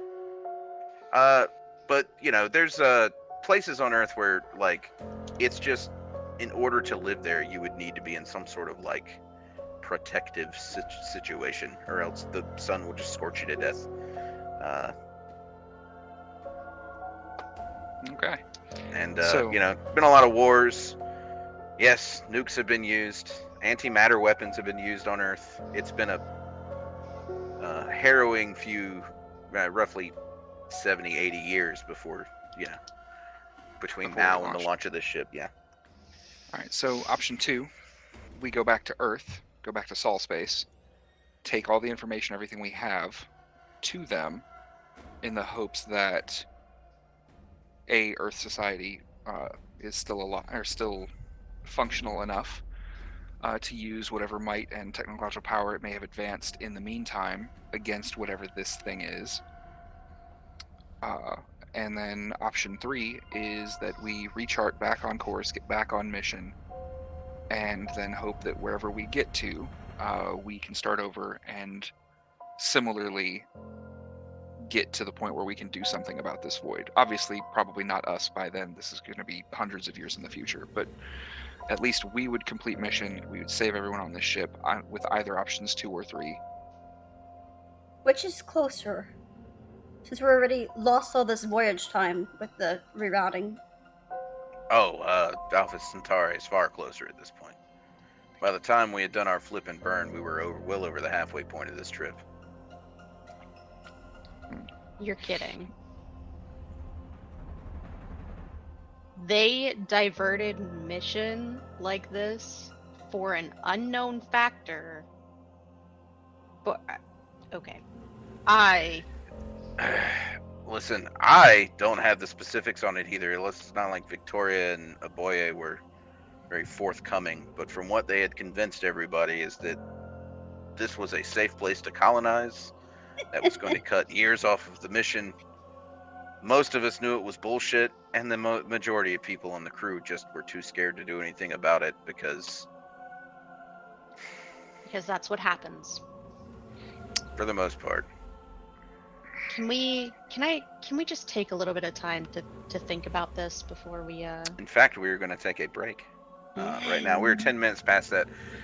We will be back at 10:50. Everybody, thank you for sticking with us, and we will be back for the conclusion of this this little adventure. And we will catch you at 10. We're live.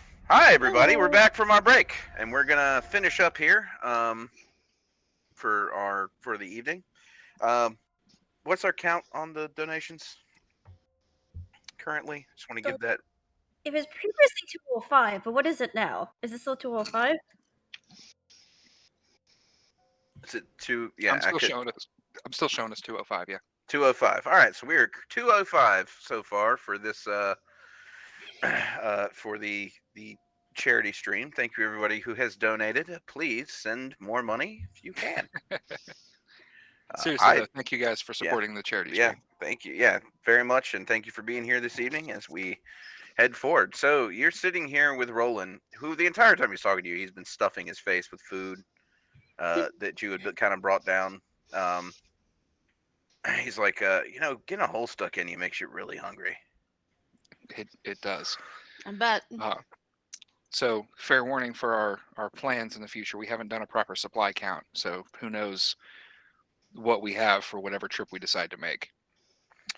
Oh, I imagine whatever trip we end up taking will have the exact amount of resources that we need for it, if not more. I'm not going to ask how you figure that, considering that every other crew appears to have perished. Right, because we either get back in stasis pods or we're just gonna die. Oh, So, for sure. Okay. That's kind of how this works.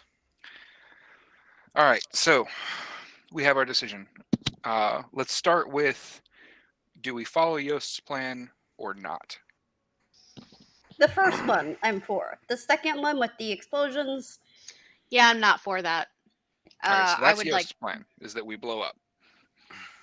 So we've got No. 2 votes for not blow up. I believe we have a third vote. He Okay. raises his hand for not blowing up. I didn't. Yeah, I plan on living through this. That's my goal. So I mean, technically, if you really wanted to live through this, couldn't you just like hop, skip, and jump your way back through time and space back to Earth? I mean, technically, I could take all 3 of you back to Earth right now and just leave everyone here. Maybe.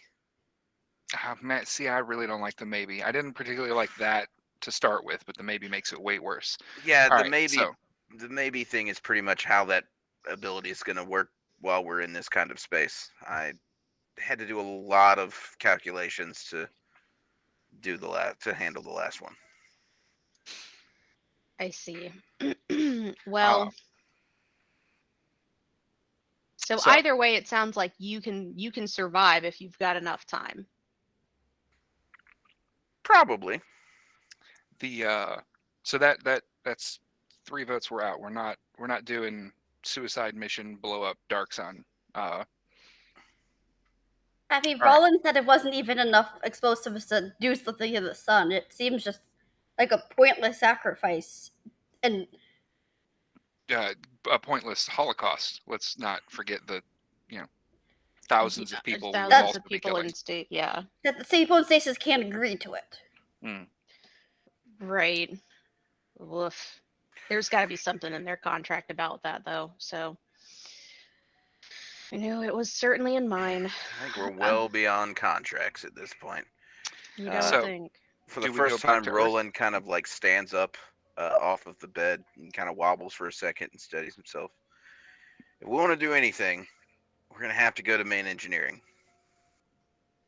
Because from what I can tell from ship systems, we don't have access to engineering from the command and control deck. So Yeah, we haven't restored Caretaker down there yet. They took Caretaker out all over the ship. So yeah, they were kind of talking about that when I left. all right. Well, I mean, we can discuss this on the way, I guess. Yeah, let's. And he'll just kind of like look over, grab a thing of ice cream.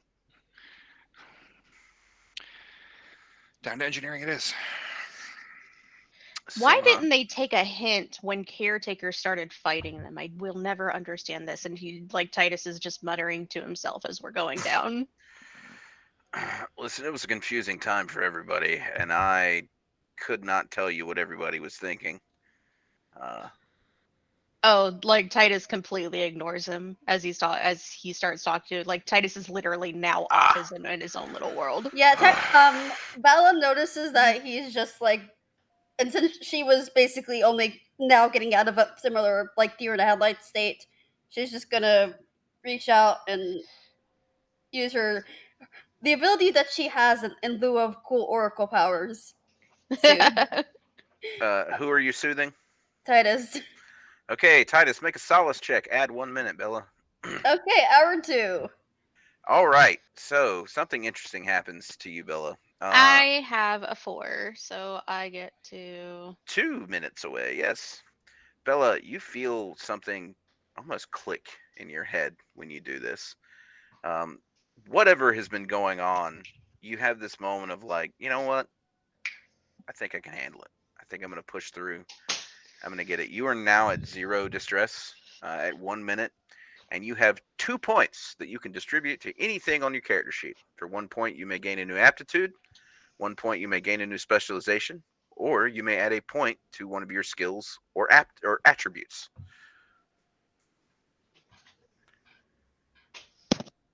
You can spend 2 on one. You can spend 2 different ones in different places. It's up to you.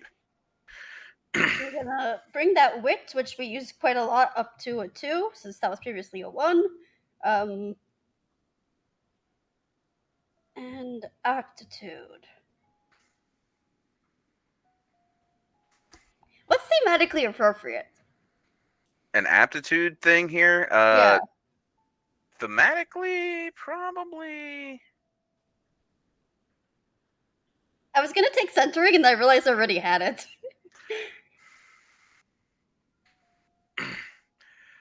You know,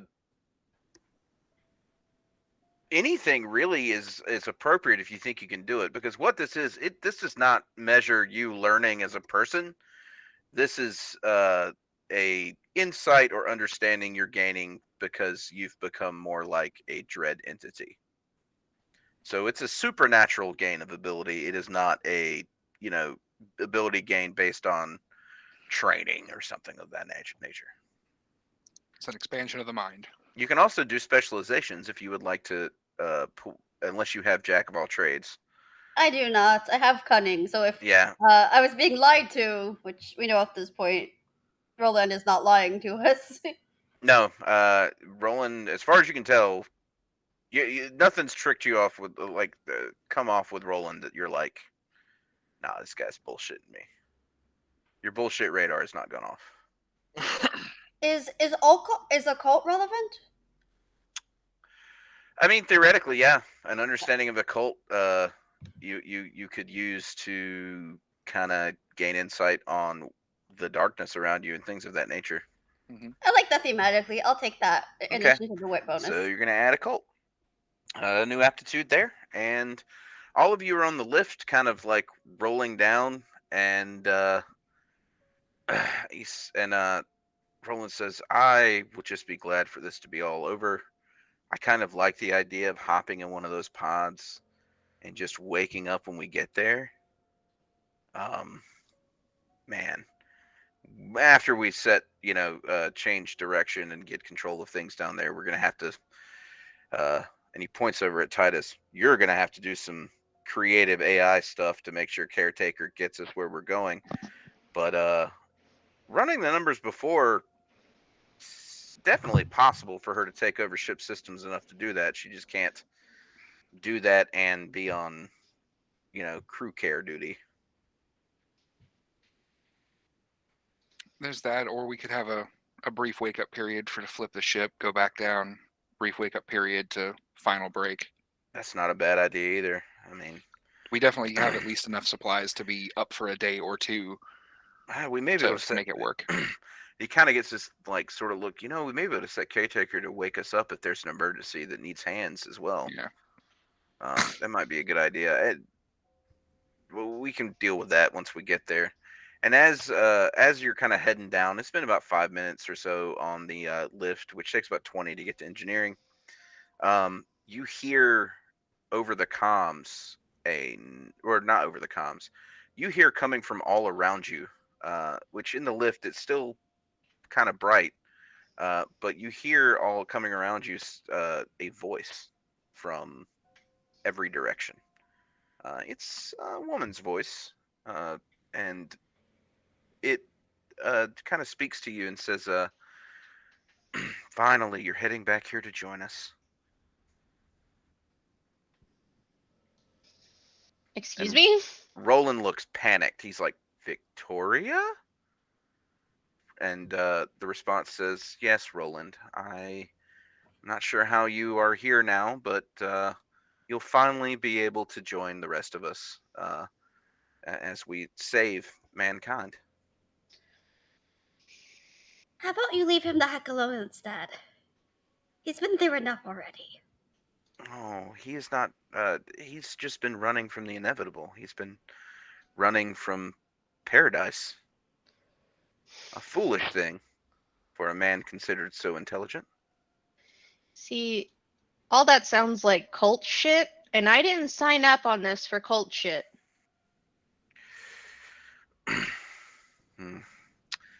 How typical of you to assume something sinister about all this. We are simply trying to save the human race before it destroys itself.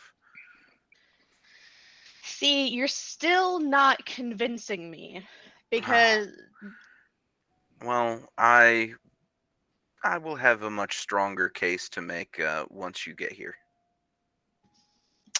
where is here? I do look forward to meeting you, Victoria. Well, you're Uh, heading to me currently, Titus. I think it's long overdue we met. As you're continuing down this elevator shaft, um, you notice that the lights, which were bright, are starting to dim more and more until the entire room that you're in is that dim lighting. Uh, at this point, you can kind of assume that when you open the doors, it's going to be kind of dark. Fortunately, you do have your AR systems in your helmets to give you kind of a general idea of where stuff is in engineering. But you're probably going to be doing most all of this in the dark. Oh no. And Caretaker doesn't have any access to engineering because he's been disconnected. So that's why he didn't detect life signs down there, any of that. Well, Caretaker has access to internal sensors. The thing is, engineering itself has been locked out from access from CIC. uh, Caretaker can see if there are life signs engineering, but there are none. okay.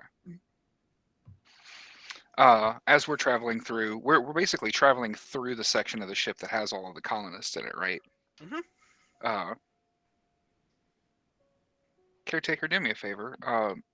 Does he? Now, Caretaker's just for the cruise ship, though, right? He doesn't have any access to those systems. Yeah, he does. Other Yeah, than well, the Caretaker also makes sure that the colonists survive Okay. and controls the stasis like upkeep and tracks that sort of thing.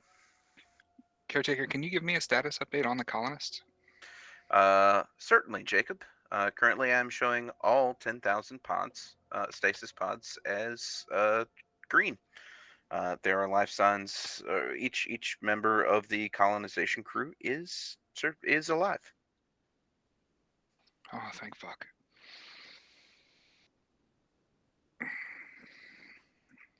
That's really good to hear. Uh,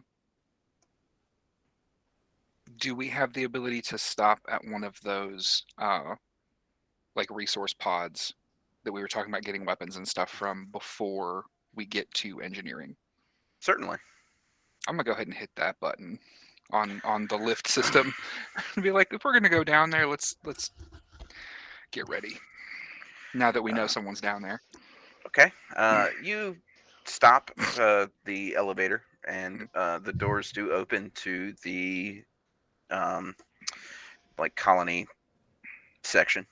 Mhm.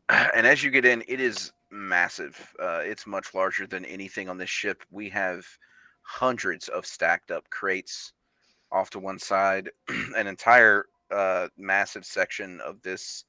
It's like a big cargo bay that's just stacked full of stuff. Mhm. You see the entrance to all four shuttles kind of like arrayed on one end of the cargo bay where they can be loaded and whatnot. You see a lot of machinery kind of like pushed against the wall and inert for when they have to lift all this heavy equipment.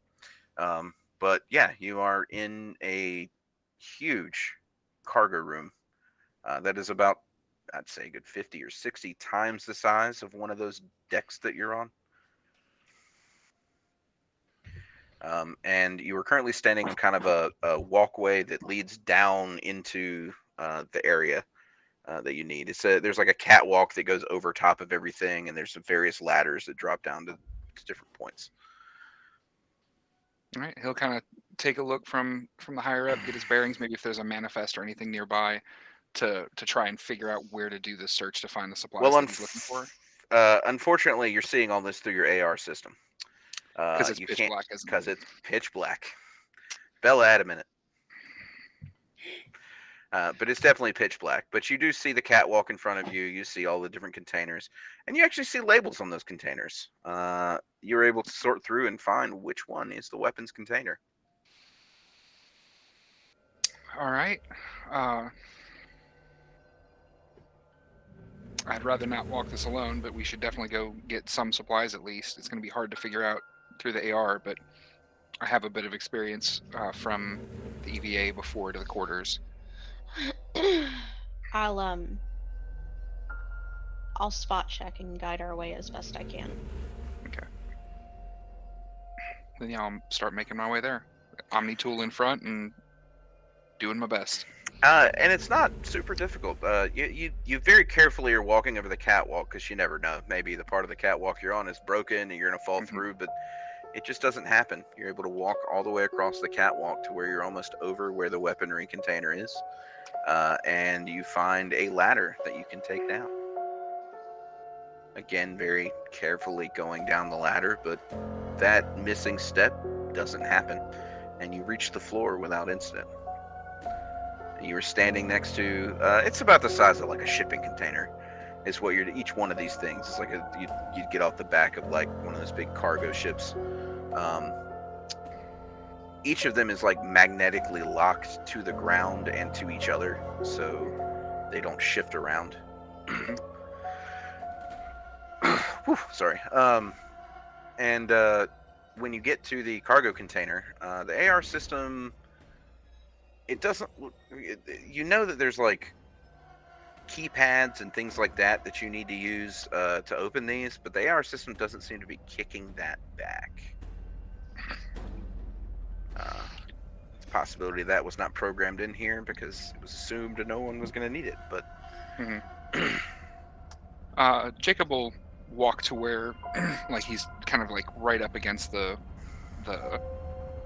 containers and kind of move around them until he finds one of those keypads with a little bit of light that we've got. Mm-hmm. You get you can get your like suit light right up next to it and see what's going on. You're kind of leaning up against the container and you put in your command code. Door slides open and you are now looking inside of a dark container. You can't see anything. The AR system does not actually register what's inside, but you do know this is the weapons container. So, what do you do? Step in. He'll detach his suit light so it's in his hand and just as close as he can. Like, it's going to be tedious, but you know. Yeah. Well, there's row upon row of rifles. You've got some shotguns here. You've got some pistols, but basically, choose what you want: rifle, shotgun, pistol. I don't know what training any of you guys have had. Or I do know. But I would recommend sticking to lower calibers. Anything, because we don't want to risk damaging systems down there and all of this being for naught. But God's only knows what they're doing down there and what they've been doing for however long. Hopefully Victoria is a decrepit old woman and will be easily shot and moved on. We can only hope.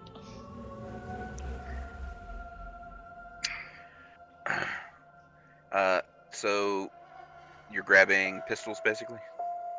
That's what I'm gonna aim for, yeah. Pistols are all like 9mm round type pistols. They're smallest caliber you got out of what you can do. You also got, there's also the idea of using shotguns is not necessarily gonna blow a hole in everything because they are pellets. A little bit less likely, unless you point blank shoot one of the holes, you might be okay with using those as well. Okay. Jacob's just going to take a little bit of extra ammunition, and if there's any other relevant gear here for like close quarters urban combat, he's going to make knives, blades, that sort of thing. There's stun batons, there's cattle prods, there's all sorts of stuff that like most of this stuff is here in case there is wildlife that needs to be put down or tamed. So that anything you could imagine for that, what you're going to have in here.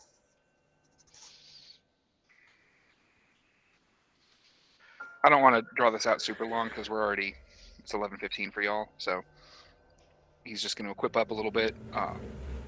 grabbing a shotgun, a stun baton, and some extra ammunition for the pistol he's got. All right, so all of you shotguns are damage 4. Staggering is the quality on those. Pistols are damage 2. They are concealable. I'm gonna take a shotgun. Roland requests a shotgun as well. He stayed with Bella. While they're doing this, Bella, you and Roland are kind of sitting up there together, just sort of waiting. And he goes, I always argued that we should have some, music in this thing.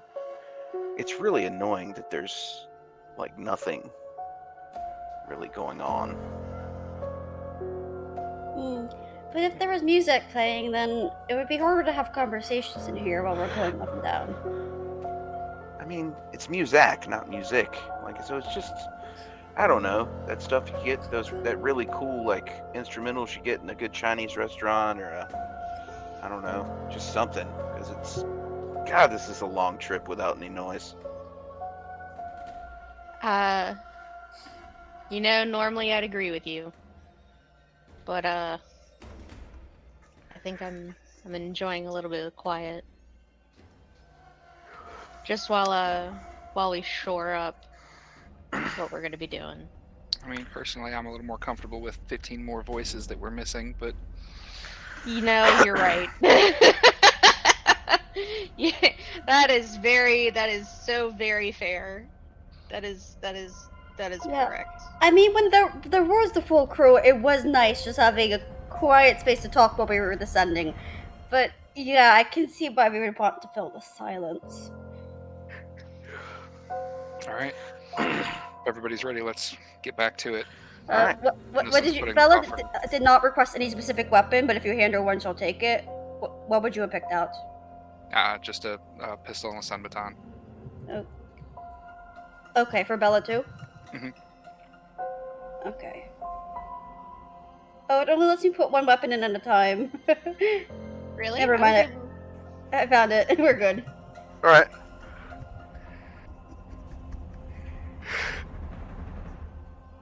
Good God, my 4-year-old did not let me sleep last night. I'm sorry. She's And- an asshole. Well, can somebody post in the chat down here the attributes for the stun baton and pistol? A stun baton is damage 2 staggering. Okay. Pistol is damage 2 concealable. Basically means you can conceal it somewhere on your person, and it's just no one knows you have it until you decide to wield it. Secret gun. Secret gun. But yeah, we'll load up and Whew. head back to the lift, and unless anyone has any other comments, we'll head back to engineering. Alright, so you have another 10 minutes or so in the journey down as you head through this thing. And during this time, all the weapons are loaded in the dim light that feels like it's getting dimmer and dimmer the longer you take. Finally, mercifully almost, the elevator stops. The doors in front of you open, and you are met with a wall of darkness, with the exception of a kind of an array of lights, similar to what you saw before. The bundle, the 2 ovular bundles at the top, and that the spinal cord and the different, you're getting those same kind of wraith-like glowing entity standing right in the center. As your AR system is switched on and looking, that entity is standing directly in front of the primary control systems for engineering. Ugh, not again. It turns towards you, and for a moment, and in just a moment, you see the the little blue lights shoot all over what would be the nerve endings of the skin and the eyes and the body, and it fully figures out into the figure of a woman, just almost like an entity of sort of bluish light, and its eye sockets both are empty, but after a few moments you see those form as well and look directly at the 4 of you coming off of the elevator. I see. So that's how you're still alive. And Roland goes, "Fuck, she's a chimera." The fuck is a chimera? The end point for us, if we don't stop fucking around with all this stuff, that is a chimera.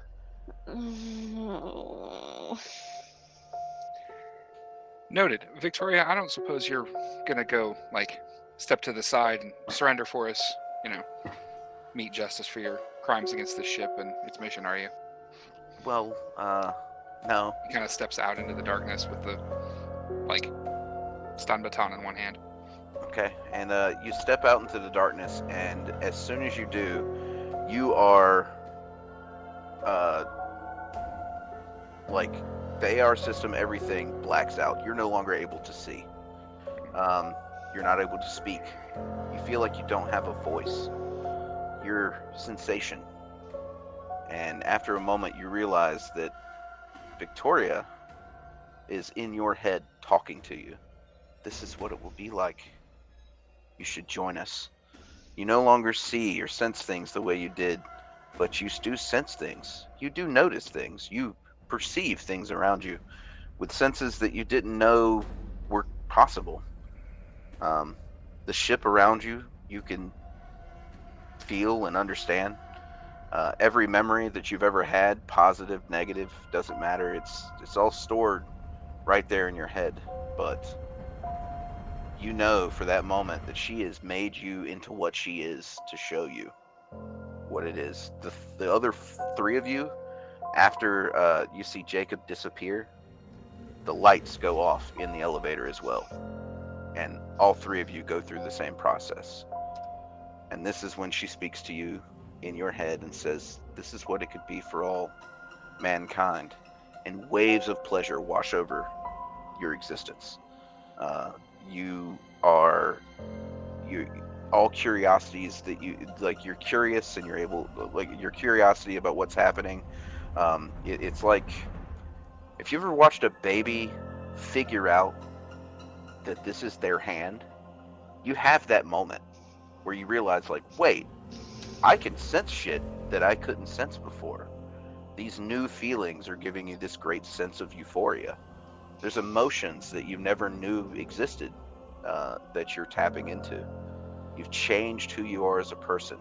And after you start to get to the point where you feel really almost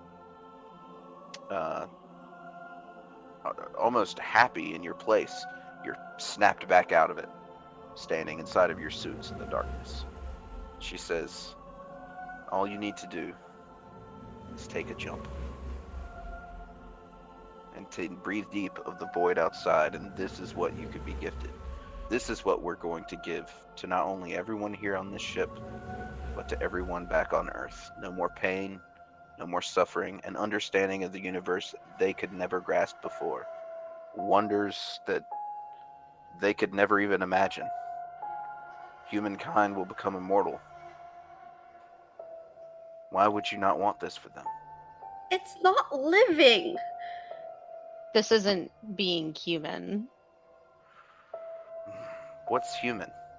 Human is what we are in our heads, and you'll still have that.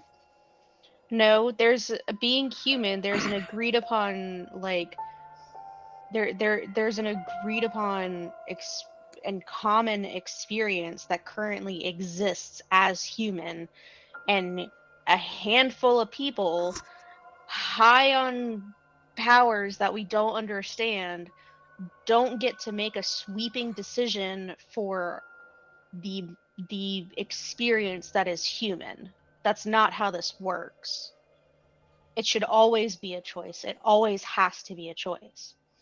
You can't just take over everything and then expect people to just accept it. No. I see you. And my answer is no. Are you actually seeing Titus? As Are you exchange is shadow happening, piercing seeing her? Yes. Okay. as a minute. that exchange is happening, I want to be walking forward, kind of using his baton as he did with his Omni tool. He's gotten a little comfortable doing this at this point of just walking in the darkness. But I want to, as best I can, walk up on this bitch so I can stab her. Or shot her. Okay. Titus, you see the entirety of the engineering in front of you as if it were daylight.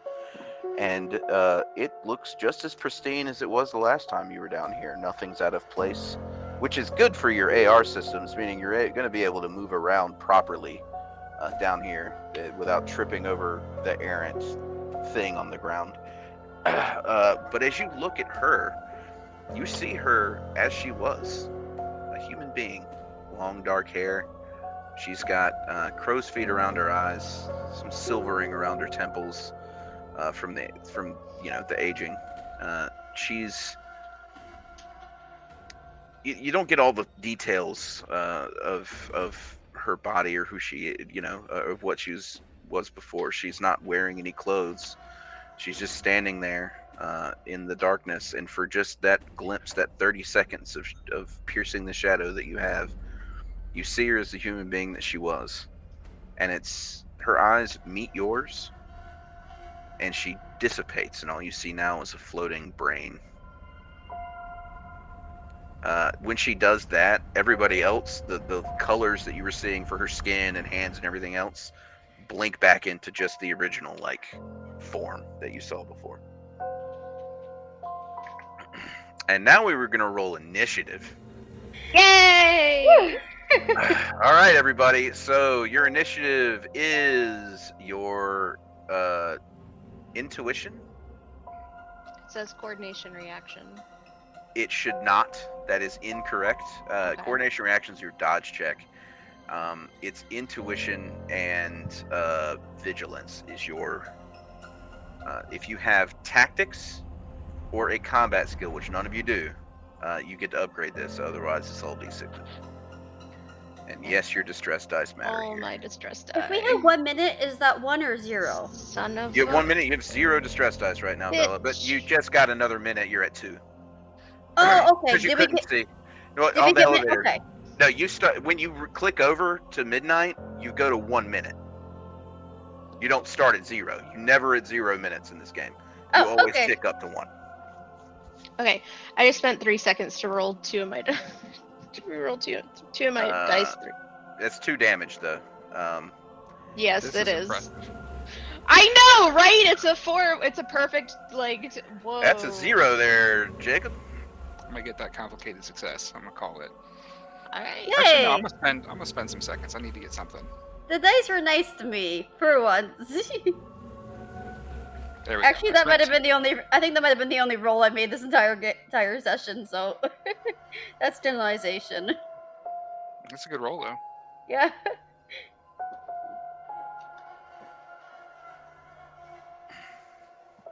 That is a good roll. That's 3 successes. You're still not going first. What is let me see what Roland's doing here.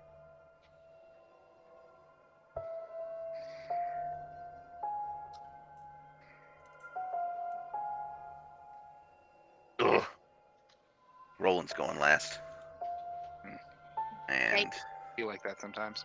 it do be like that sometimes. Anyway, first up, Jacob, you are sneaking towards her when she dissipates back into her initial form, and the first thing she does is reach out. You see her the bundle that is her left arm sweep out, and as it does, and the motion of her skin and muscles lights up the form of her hand as it grabs at you. I need you to make a coordination reaction to dodge this. This is a tenacity roll. Is dodge. Yep, don't have that. I got centering. Don't have tenacity. Oh, I'm gonna get my ass beat. Oh no.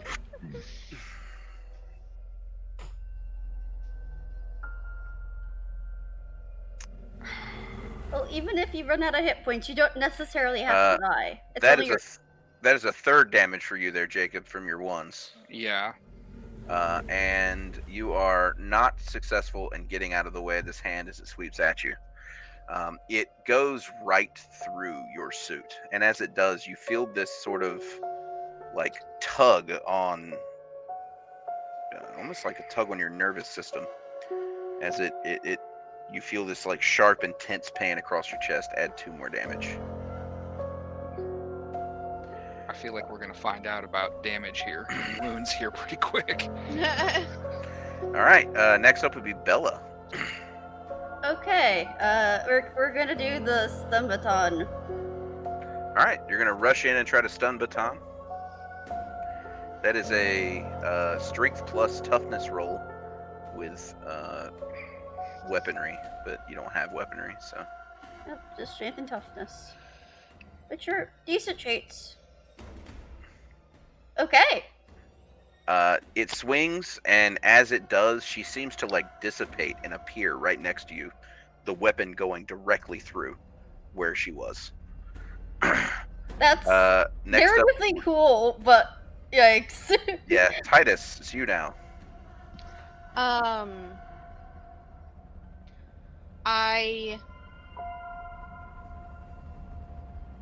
also pick the stun baton, and like run forward and try and like jab at her with it.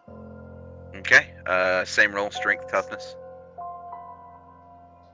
and all your delicious distress dice. Shh. No one asked you. When have you ever had Hey! that? Whoa! What? What do you know? Unfortunately, your stab at her does the same thing. She dissipates and she appears behind you. Well, she appears like off to the side. Jacob, it's your turn. What's the roll for ranged combat? Isn't it like coordination plus? Coordination plus reaction, or Okay. coordination plus composure, depending. Reactions if like a snapshot. So it's composure. If you're taking aim to fire, it's coordination, composure. If you're doing like a Overwatch thing, like a sniper, is coordination, vigilance. And if you're doing a like really quick, like shot, Quick like draw on or whatever. like a snap fire from the hip, is coordination, reaction. I will swing the baton at her as well. Strength, toughness.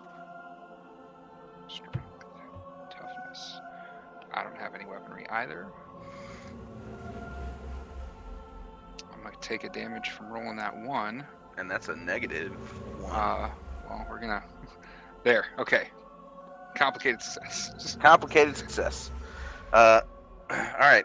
You swipe in your arm, and you go just a little bit too far, and you feel your arm go fully, like as she like moves, your arm goes through what her spinal cord is, and as it does, you feel like a sharp pain. It doesn't deal any damage to you, but it's like almost being like an electrical shock as you touched her. And this is when Roland comes in and just blasts with a shotgun.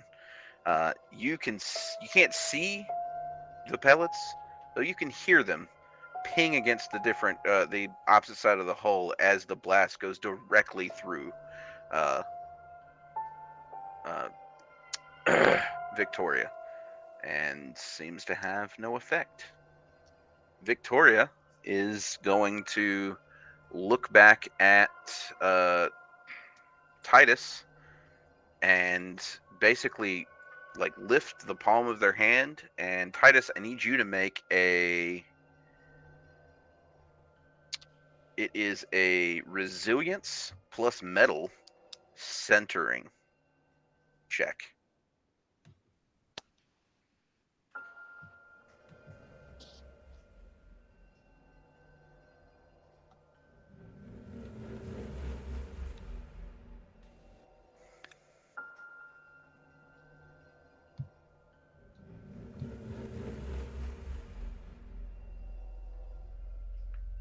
Titus. Sorry, what check am I making? I totally spaced out for a second. Oh, okay.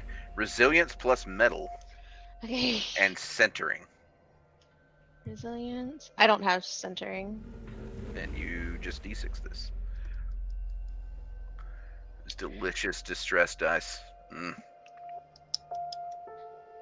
Hey! Yeah, 1 success. That is enough to stop one of these from coming through. For a moment, what feels like an eternity, you are brought back into that shapeless form that you were in before. brought back into the void, the form she wants you to be. Only this time, the pleasure you felt before is all pain. The memory of every pain of your life brought in at once for roughly 10 seconds. You take 5 damage. Ow. You remember that one hit point of floating points we have? I'm okay with you having that. Yeah, you can go ahead and use that if you want to. Yeah, I'm gonna take it. You're going to need it. Nah, really? I would never have guessed. All right. And this is where we're at Bella again. This, children, is why we don't play with Chimera. Yeah, so this is gonna be another swing of the baton, screaming, "How dare you!" in a very angry tone. Okay. You should have you do have a stress dice in the middle. Yep. That's 1.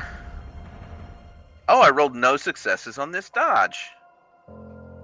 You do 3 damage, I guess.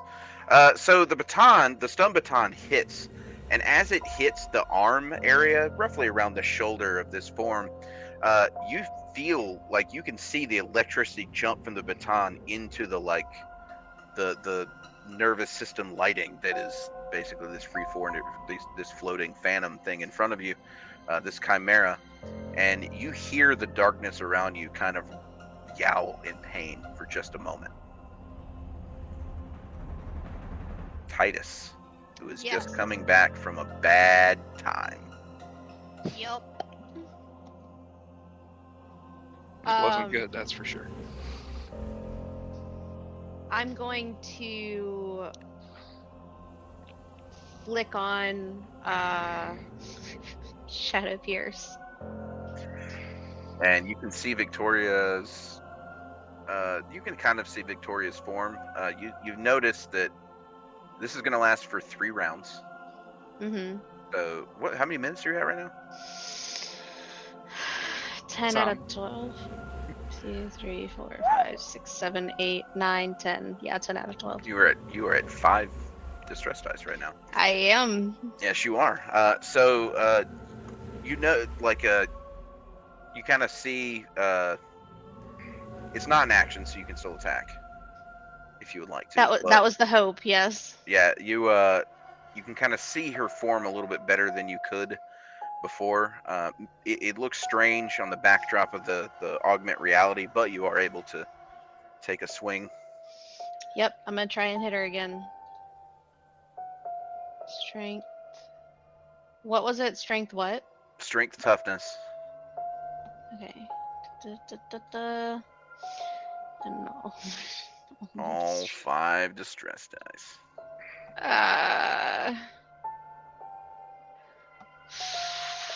Fuck. Now remember, you can spend 6 seconds to. I'm gonna try and re-roll. I'm gonna try and I'm gonna re-roll the ones at least. You can't re-roll distress Okay, dice. yeah. I'm gonna. You may spend 6 seconds to ignore all of them. Yeah, I'm gonna ignore all of them. Yeah. So add other 6 ways- seconds. Yep. You get 2 successes on that one. However, she does kind of like quickly jump back, and you see it's like when the electrical impulses are hitting the points of her body to move, that's when you can see the outline of her actual human body as Shadow Pierce. Just for that moment, it's like it brings who she is back for movement in this space. She jumps away as you kind of like you swipe your baton and are unable to make a solid blow. Jacob. I mean, it's gonna be more of the same. I could pull out the shotgun. Actually, no. I'm gonna drop the baton and pull out the shotgun. This, I assume, will be a quick fire with reaction, and then from there, I would be doing. I'm fine with that. Yeah. Okay. I don't like that roll, but so let's see. You said it was coordination plus reaction for this one. Yes.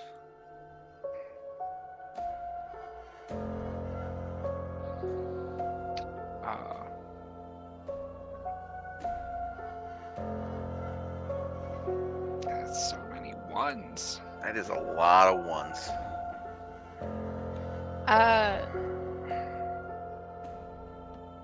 Jesus Christ. Someone redeemed All right. Solus for me. Do we want to handle that after the scene? You can go ahead and solace now. Okay. That's All just right. rolling my distress die, right? Yes. For every 4, you remove a minute. You Hey, have I got 2. 3 minutes down. Thank you so much! Thank you so much, Cheese! Ah, bless. Actually, I would like to thank Cheese for that one, because the closer Ourania gets to midnight, they would all go away. So you're just putting her back where I want her. I appreciate that. I spent some seconds on that, so I'm at no successes, but no, like, not a critical failure. No, but yeah, you're at no successes, but you fire it too quickly, and you hear the pellets like slam off of the ground in front of you, bouncing around ahead. You hope you didn't hit anything too crazy. You can't really see if you did any damage, but you do know you missed. Mm-hmm. You hear a bit of laughter from the darkness around you, and this is when Roland jumps in and says, "Listen." It's Roland's turn now. He's like, "Listen, I've got a crazy idea.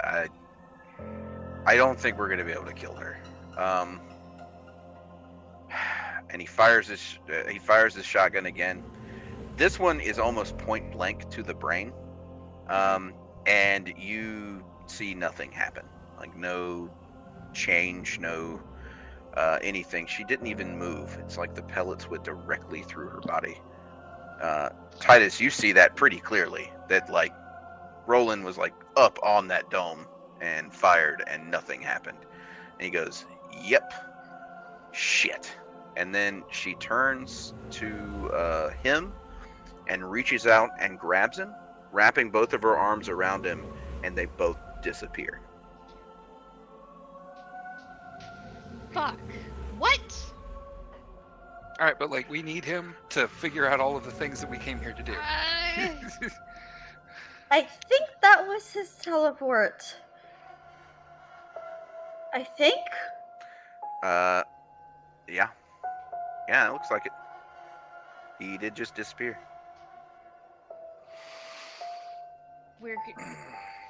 What happens to the darkness when that happens? So my apologies, I forgot to read one of his sentences here.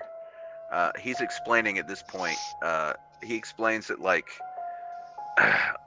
if I can get her somewhere outside of this void, she'll basically dissipate and get sucked elsewhere. Chimera can only exist in their true form beyond the veil where they would exist otherwise. So essentially what turns into a bounded field. Yeah, I missed this sentence when he was explaining on the elevator what a chimera was. And that was my bad. But basically, while in the void, she's just able to operate like normal. But if she's outside of the void, she can't hold her form in our universe properly, and then she'll get sucked back where she belongs. So he's disappeared with her. Apologies for not remembering that until after it mattered, but Fine. So what happens to the darkness after? The darkness is still there. You are still in the dark here. She wasn't controlling the darkness. The darkness is its own thing, as Jacob has found out the hard way. She's just serving the darkness. Jacob will just kind of whew, okay, I hope that fucking worked.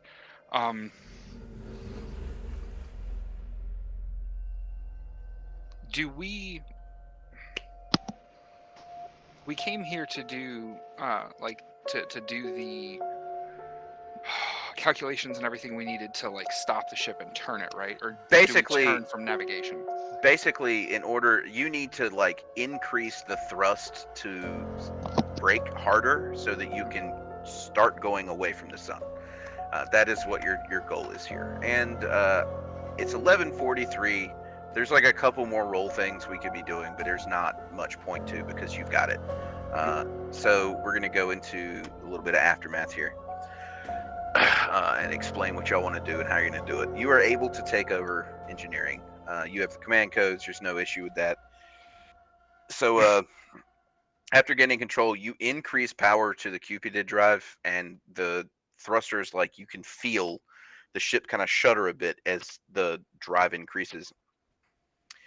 With the readouts that you have from Astrionics and things like that Caretaker is kind of giving you an update on, you are able to stop the ship before it hits the dark sun and start heading out of this little pocket universe. As you're playing around in engineering and trying to get everything right, there are about 8 or 9 of these little wraith things that sort of pop their head in there for just a moment. They don't seem to be able to interact with you. One of them tries to reach out and touch one of you, but like its form dissolves as it does so. But they watch and stay around in curiosity, but they're not able to do anything about what you're doing here.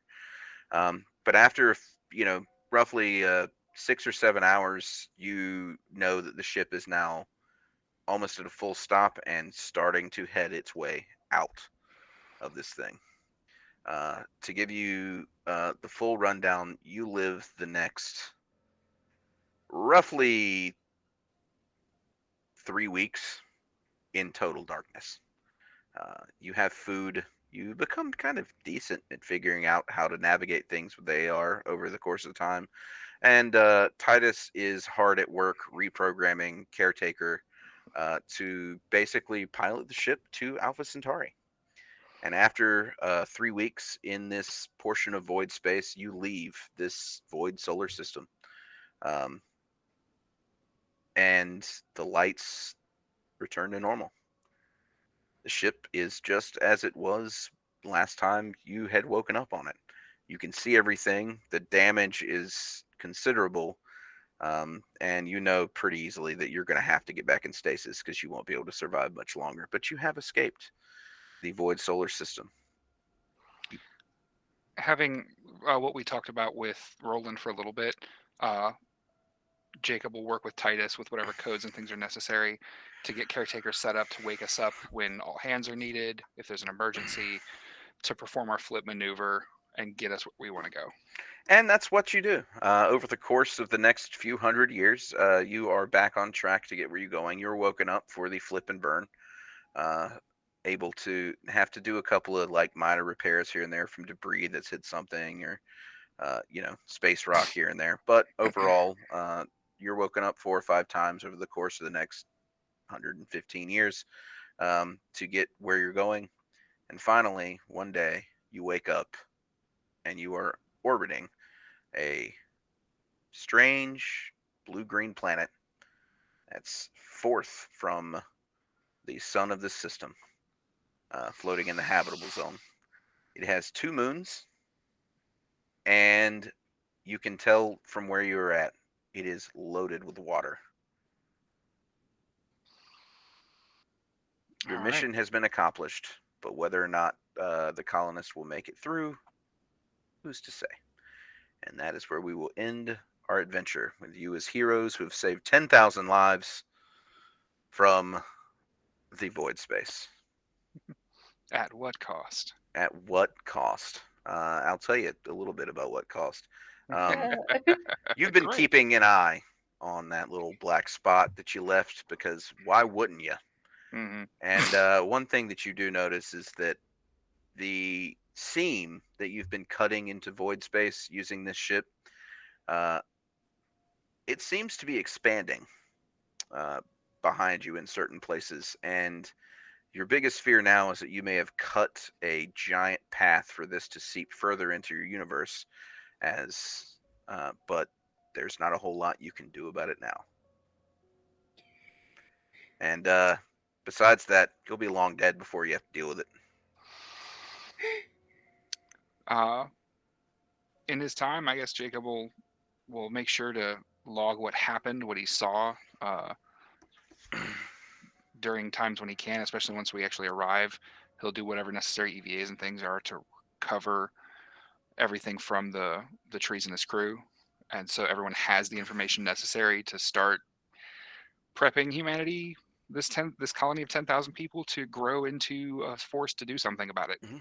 So it takes you roughly have to sort of orbit this thing for a couple of weeks before you're able to get the first ship down for the initial offboarding of the crew that's supposed to set up the colony before the rest come there. And something interesting happens when you land. All three of you are on the first party to go down. When you do, you see the rotten corpse of Roland in his suit, lying on the ground where you land. Well, I guess at least he made it. I'll walk up and Jacob's touch him Janice gaze him. Jacob's touch. Janice gaze him. When did he get here? You see, he got here the moment he left you. Mm-hmm. Is what you see, holding her tight to him. She kills him almost immediately, but in that time, she is stuck on this, and you see her dissipate away.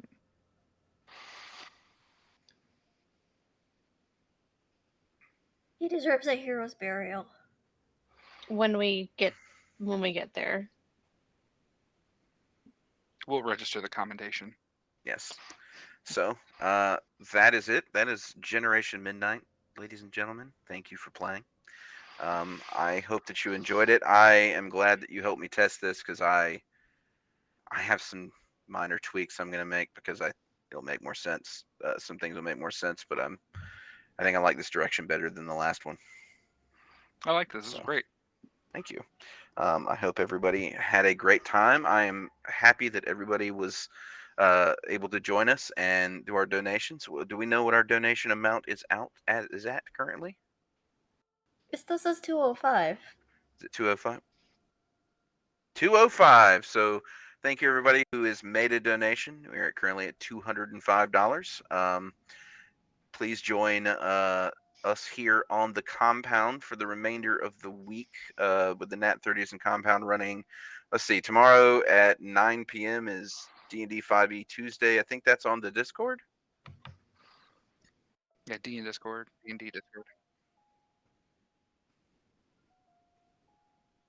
Okay, there'll be a Trilaterum stream tomorrow at 9 p.m. So join us for the rest of the week here on the compound, and please give as much as you can.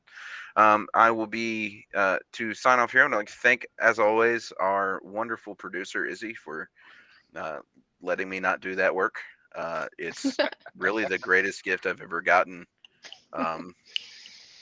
So everybody, please, a round of applause for Izzy. And we're going to sign off with Bella Page here. Hi, I'm Pixie. I played Bella Page for this saga. I hope everybody has a good and restful night after listening to this horror game. Thank you so much for watching, and thank you so much for donating. Titus. Hello, I'm Ourania Stars. I played Titus, the AA engineer, in this saga. I had so much fun.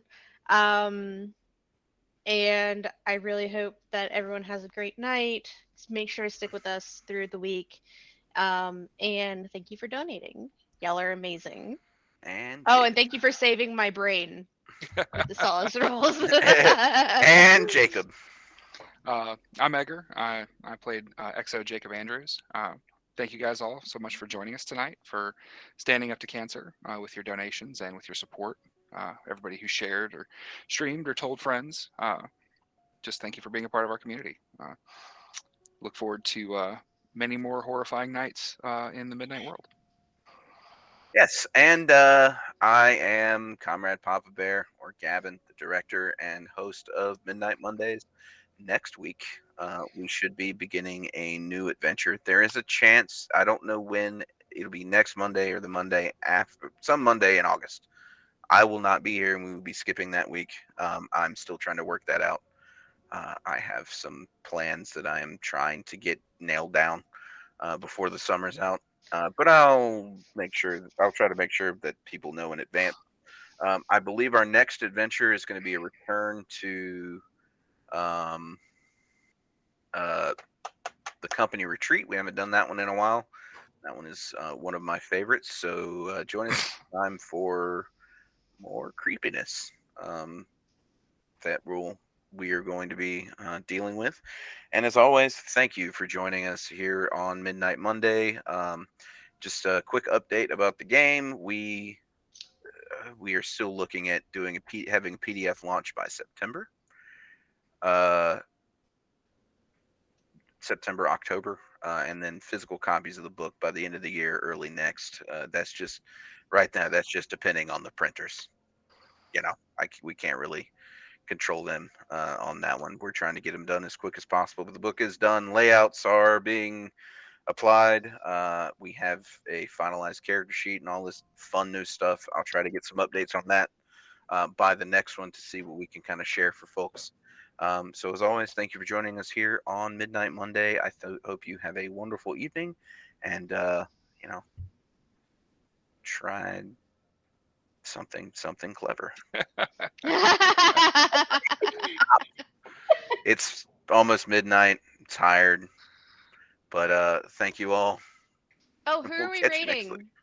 Oh yeah, we're rating character players. So stick in here to jump into character player and show them some love. So good night, everybody. Good night, everybody. Cheers.